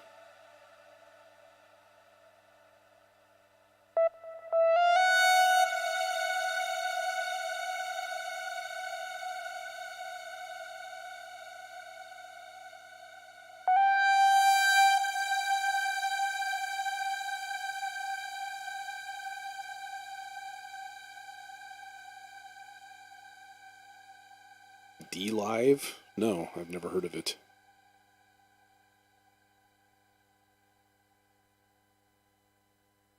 I'd be up for anything.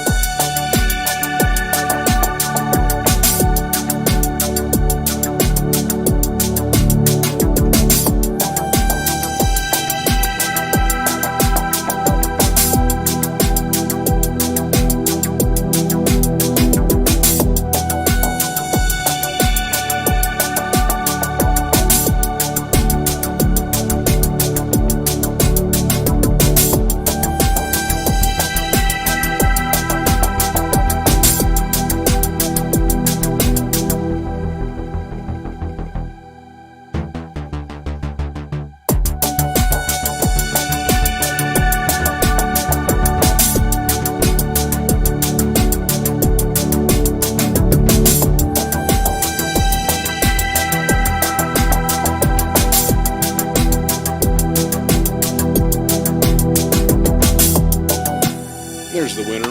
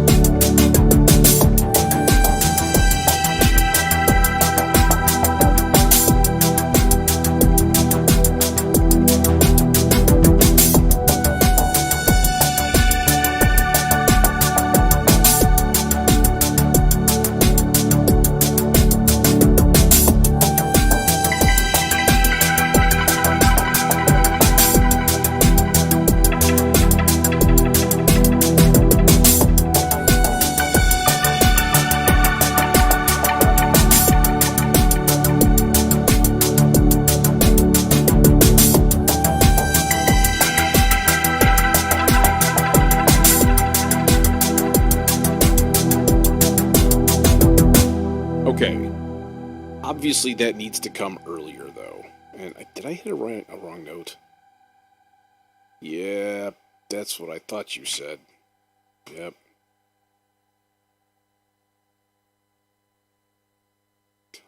So this needs to come, like, an eighth note early? Maybe? Or is it more? It might be more. Let's see here.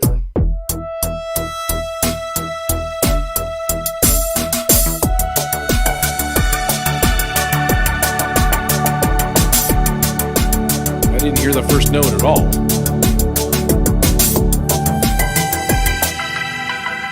Oh yeah, it's way earlier.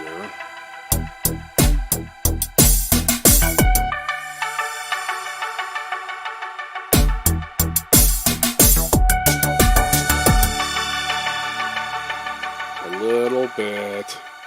Sorry, painstaking.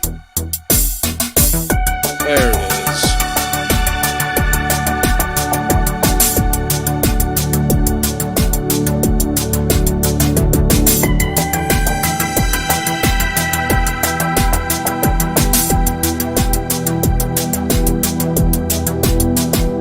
Okay, so how far ahead was that?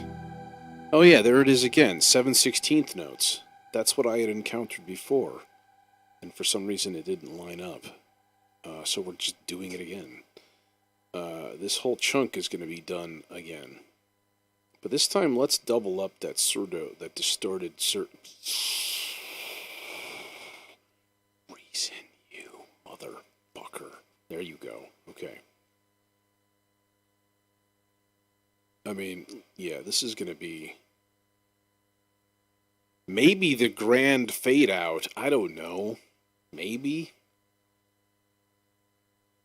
I like a good fade out now and then.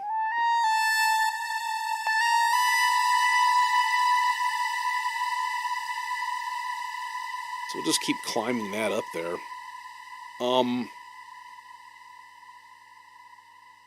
This needs some sort of a cool tinkly effect. Some little thing in there. Like if it was an orchestra, it would be the mark tree, you know. Anytime you cast magical spells. Always automatic.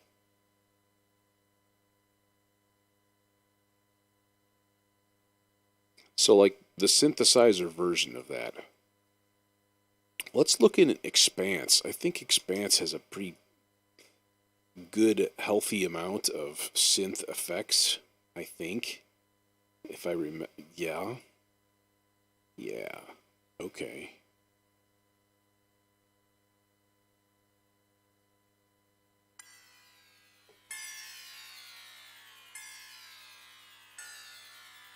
It's interesting.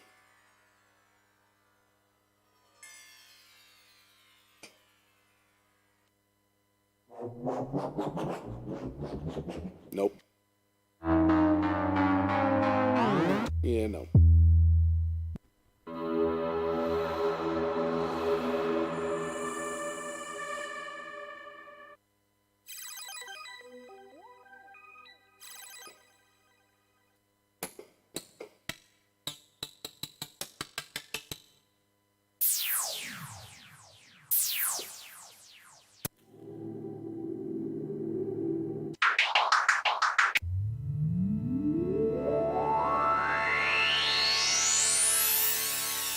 I like that.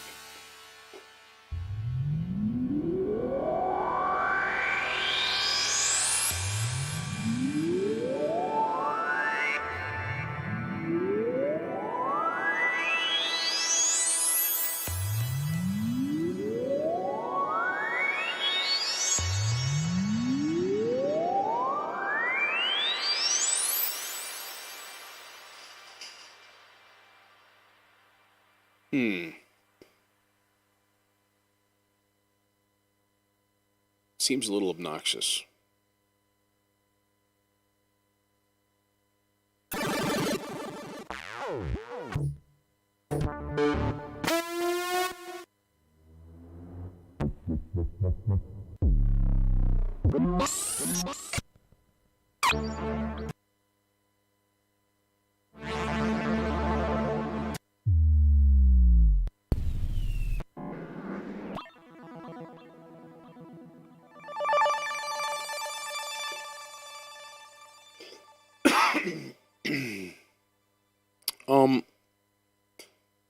So this is one way to do this, is to poke around, and the other way to do this is just to fucking make one.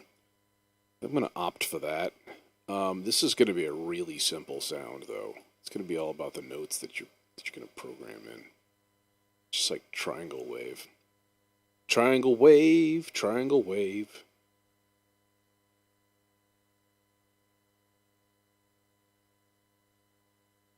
What's he like? It's not important. Triangle wave. He's got more harmonics than a sine wave. We're talking about this is really boring. So I'm going to stop now, but not really.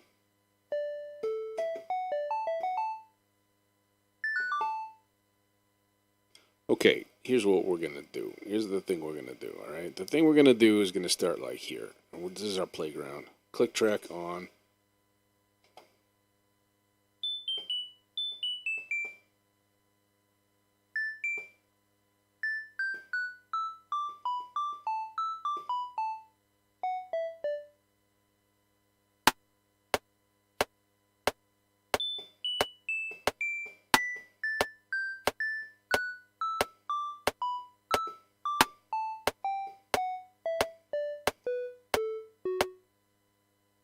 Okay.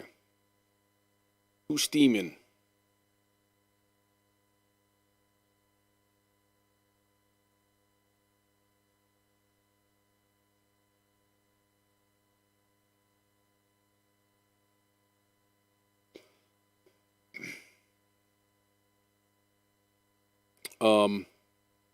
Okay, but what we're going to do here is a thing. We're going to do a thing.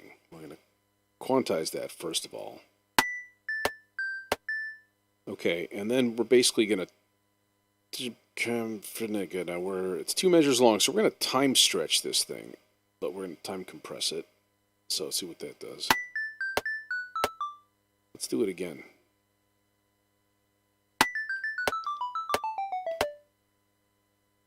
Maybe. That might be nice. And then we're going to put it through a delay.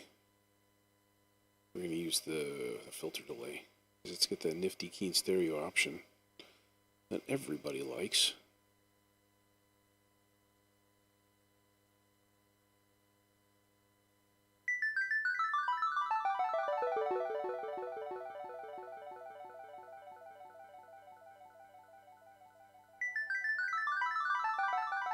Needs to be faster than that, to be completely honest. Yeah.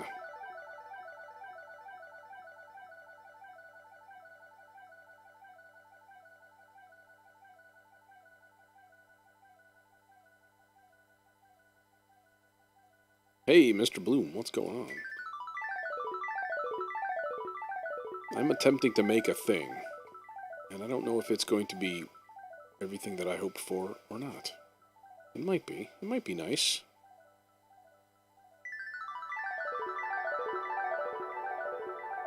I mean, something like that. Yeah.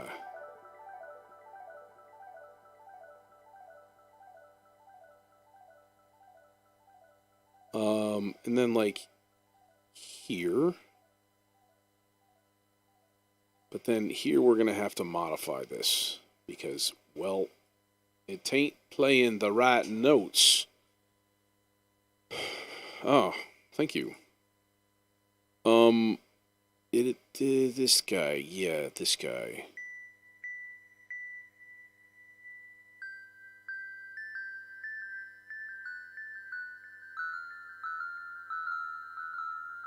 No?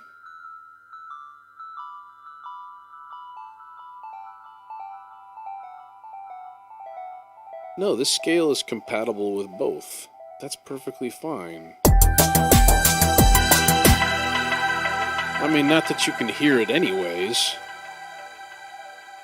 Let's do a little EQ action on this.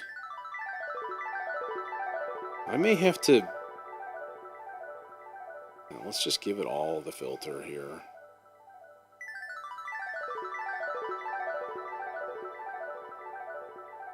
I don't know.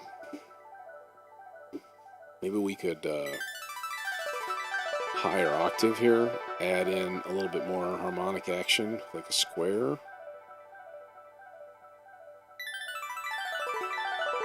Much better.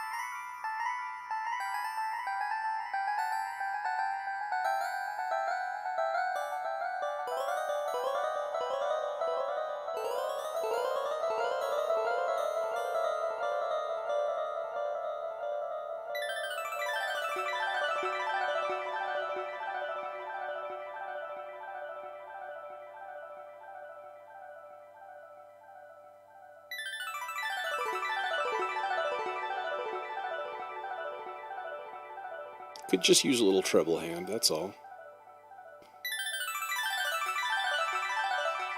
Okay, I don't like that last little thingy there.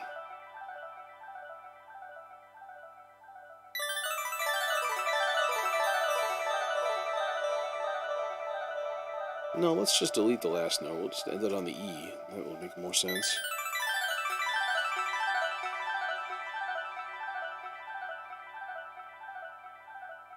What? Oh. Okay, now, can you hear it, is the question.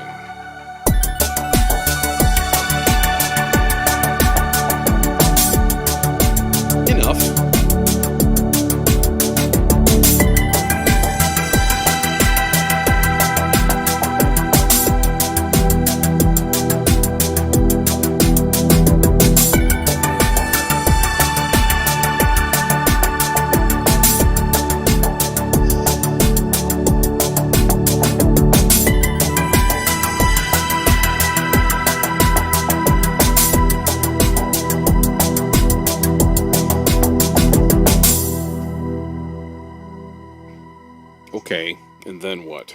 Okay, I want to take this back a little bit. I haven't... Where are we at, anyways? 520. Okay. Back to here, maybe.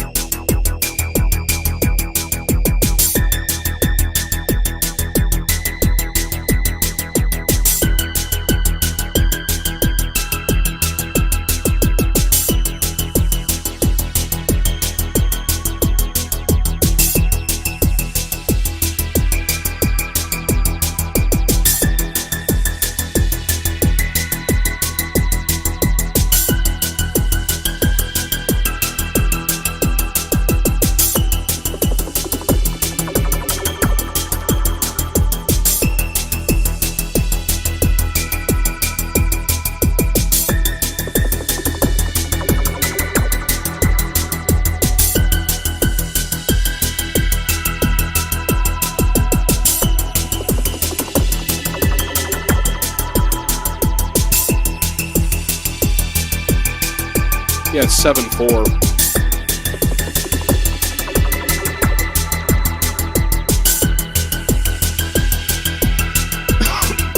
But everything's in like 2-measure sections.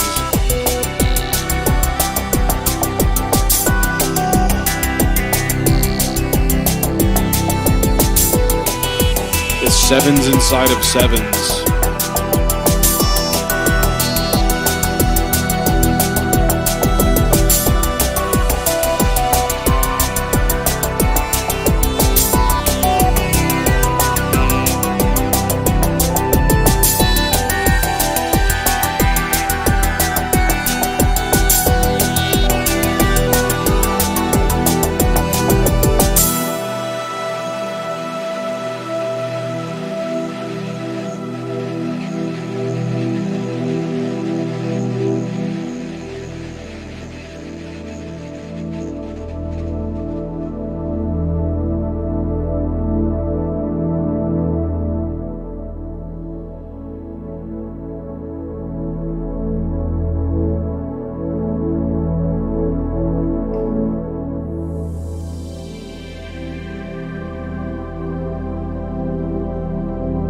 It's too obnoxious.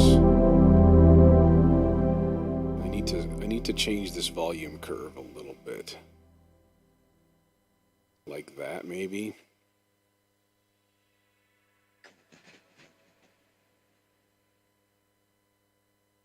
Where are my chords, yo? There we go.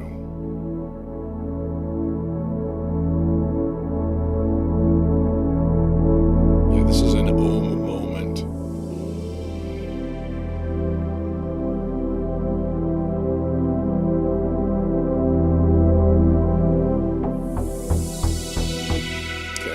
One more time on this. This is important.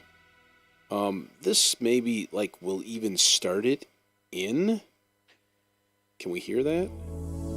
Yeah, we can. So I guess what I would want to do is just that.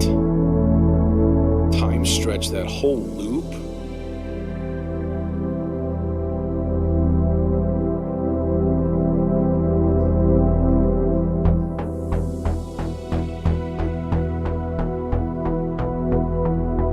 Yeah, I need another touch of the creativity vapors.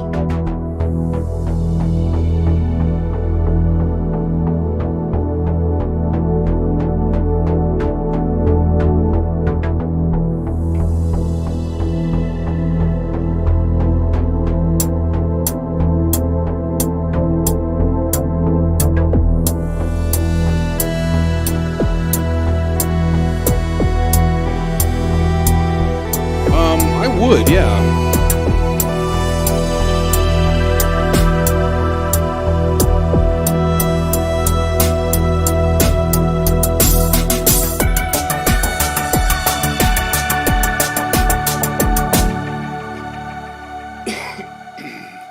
There's always that problem of cross-compatible REs, though.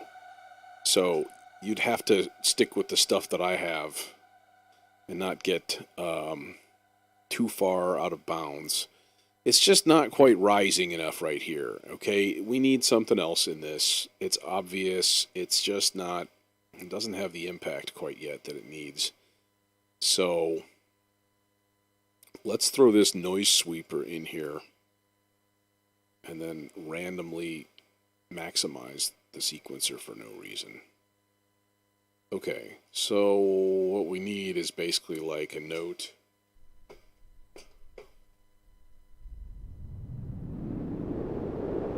Like there.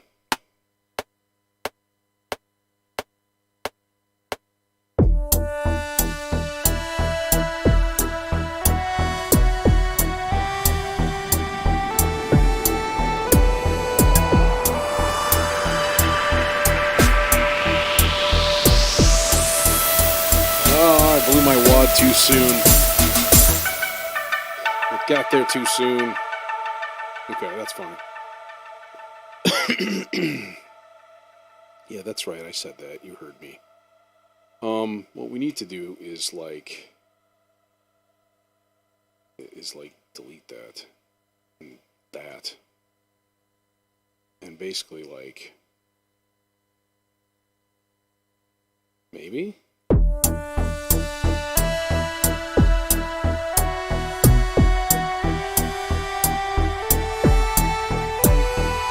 Yeah, that'd be cool.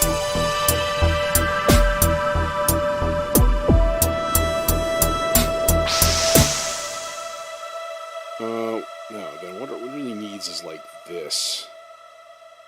Okay. Like that. Thank you for the contrast in your display. It is making it really, really nice. Wasn't when my eyeballs pop out.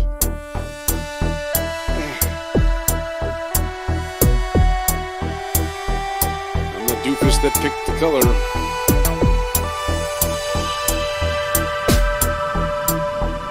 That'd be cool.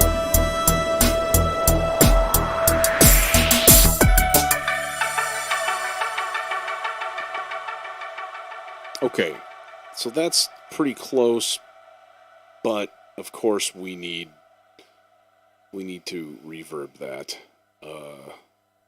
That guy, that guy, that guy, and then the whole thing needs to basically be moved just a little bit earlier. And we'll see if that works out.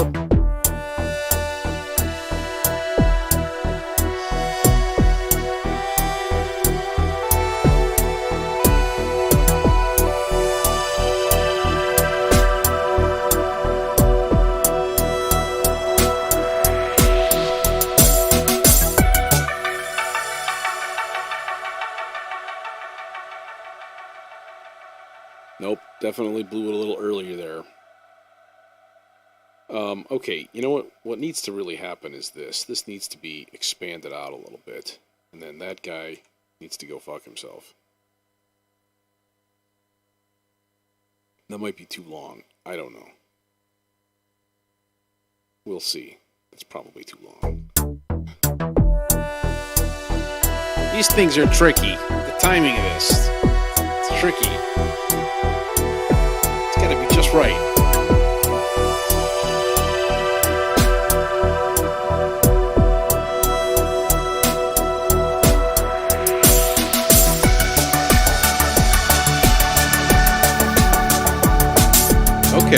Okay. Now we're talking. All right.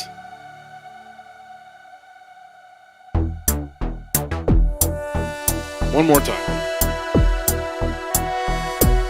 Probably needs more reverb, to be completely honest.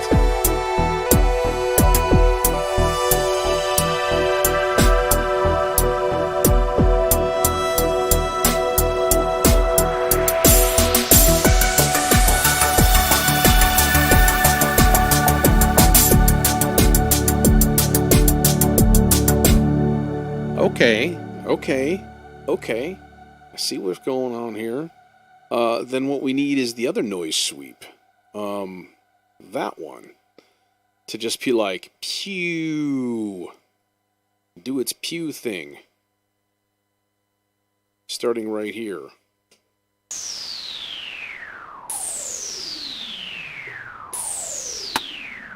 like that.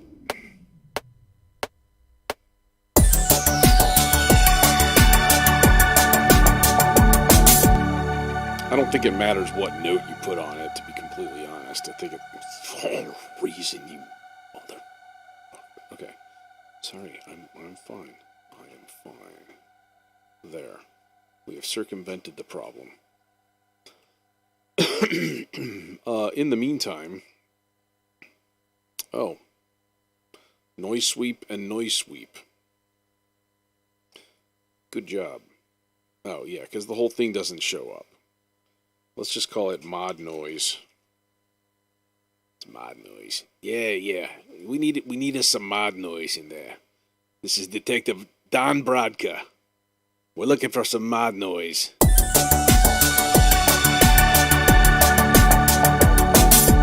That's lovely. That's very nice.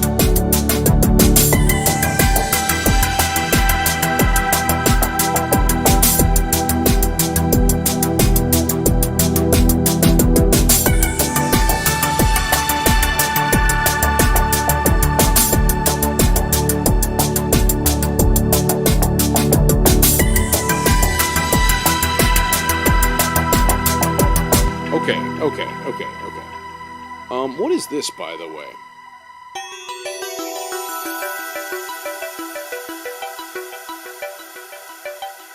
Oh, that's right. This was the first thing that I started on this track.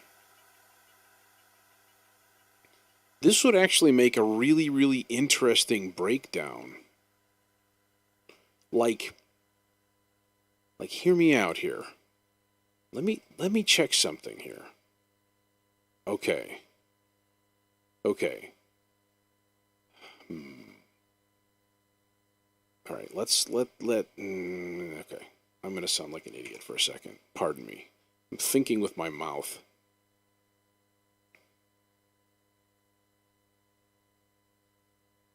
Let's move all of that stuff out of there for now. No. What we really need to do is, select that, all of that guff. And,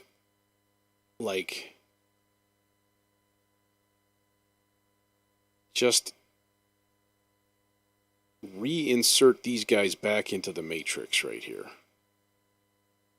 They gotta put me back in the matrix. And I don't want to remember nothing. I don't want to be, famous. Politician or an actor or something.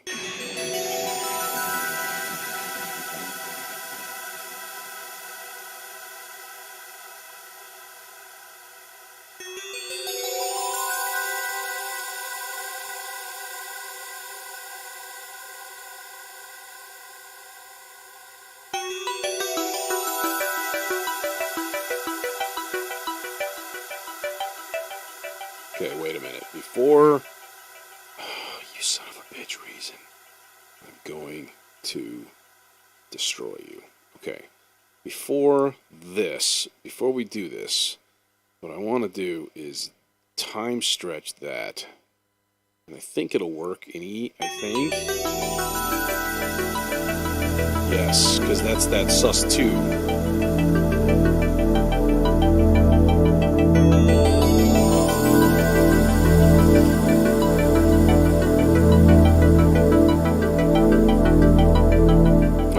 No, that's not going to work. So here's what we do. We just do this one twice and keep the chord. Okay.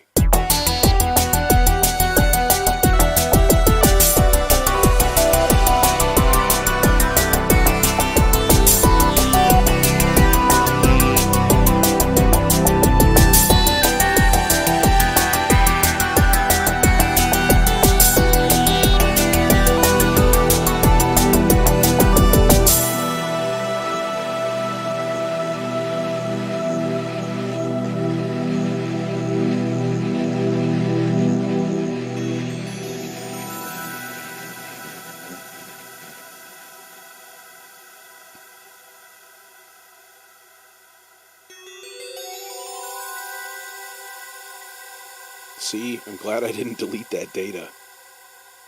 Thought about it.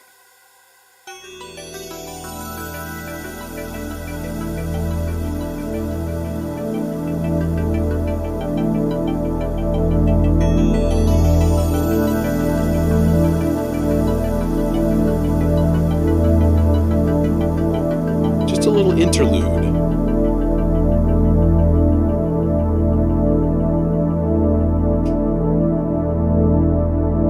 Antidote.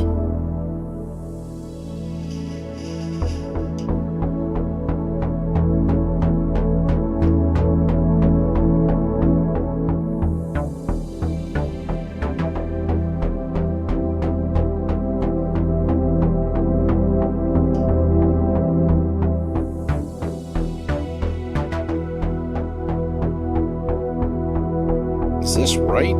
Did I move something weird here? I think I moved something weird. I think Reason fucked everything up when I changed things like once in there. I'm sure that's what happened. No, things were just off. They were off the beat. They were off kilter a little bit. Yeah, this is right.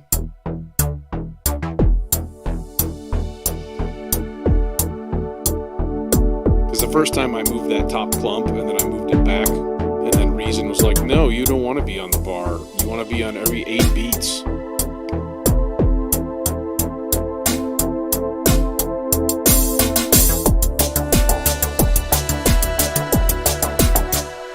Oh. Is that right? Yeah, I guess that's right.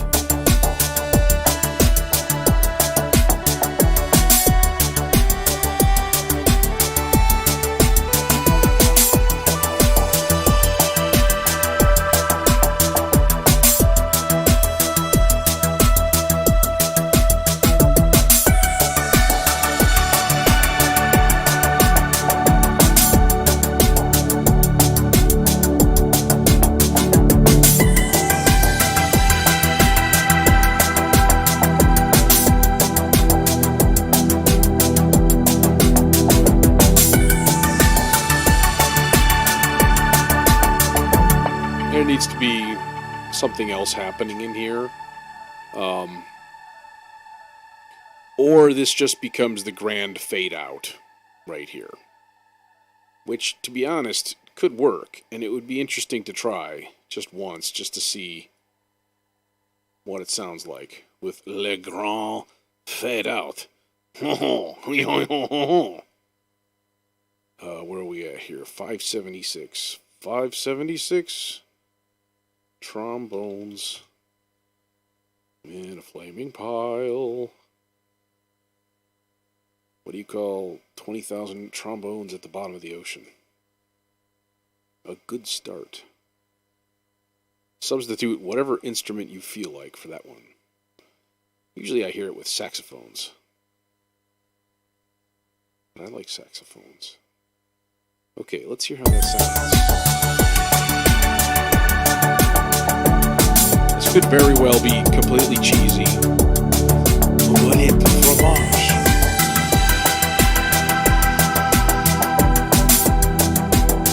That one Dexter's Lab where that's all he could say.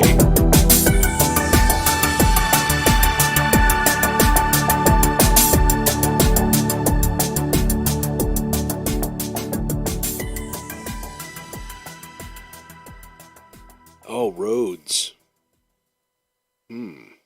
That's not a bad idea. Okay. But I think I'm going to call it a night.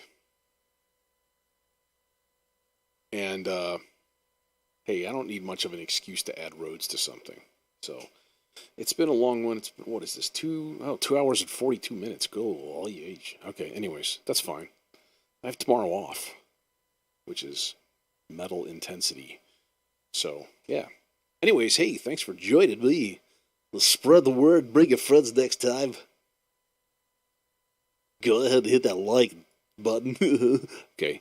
Anyways, yeah. Stay alive out there. It'll be interesting tomorrow. It's going to be interesting. Anyways.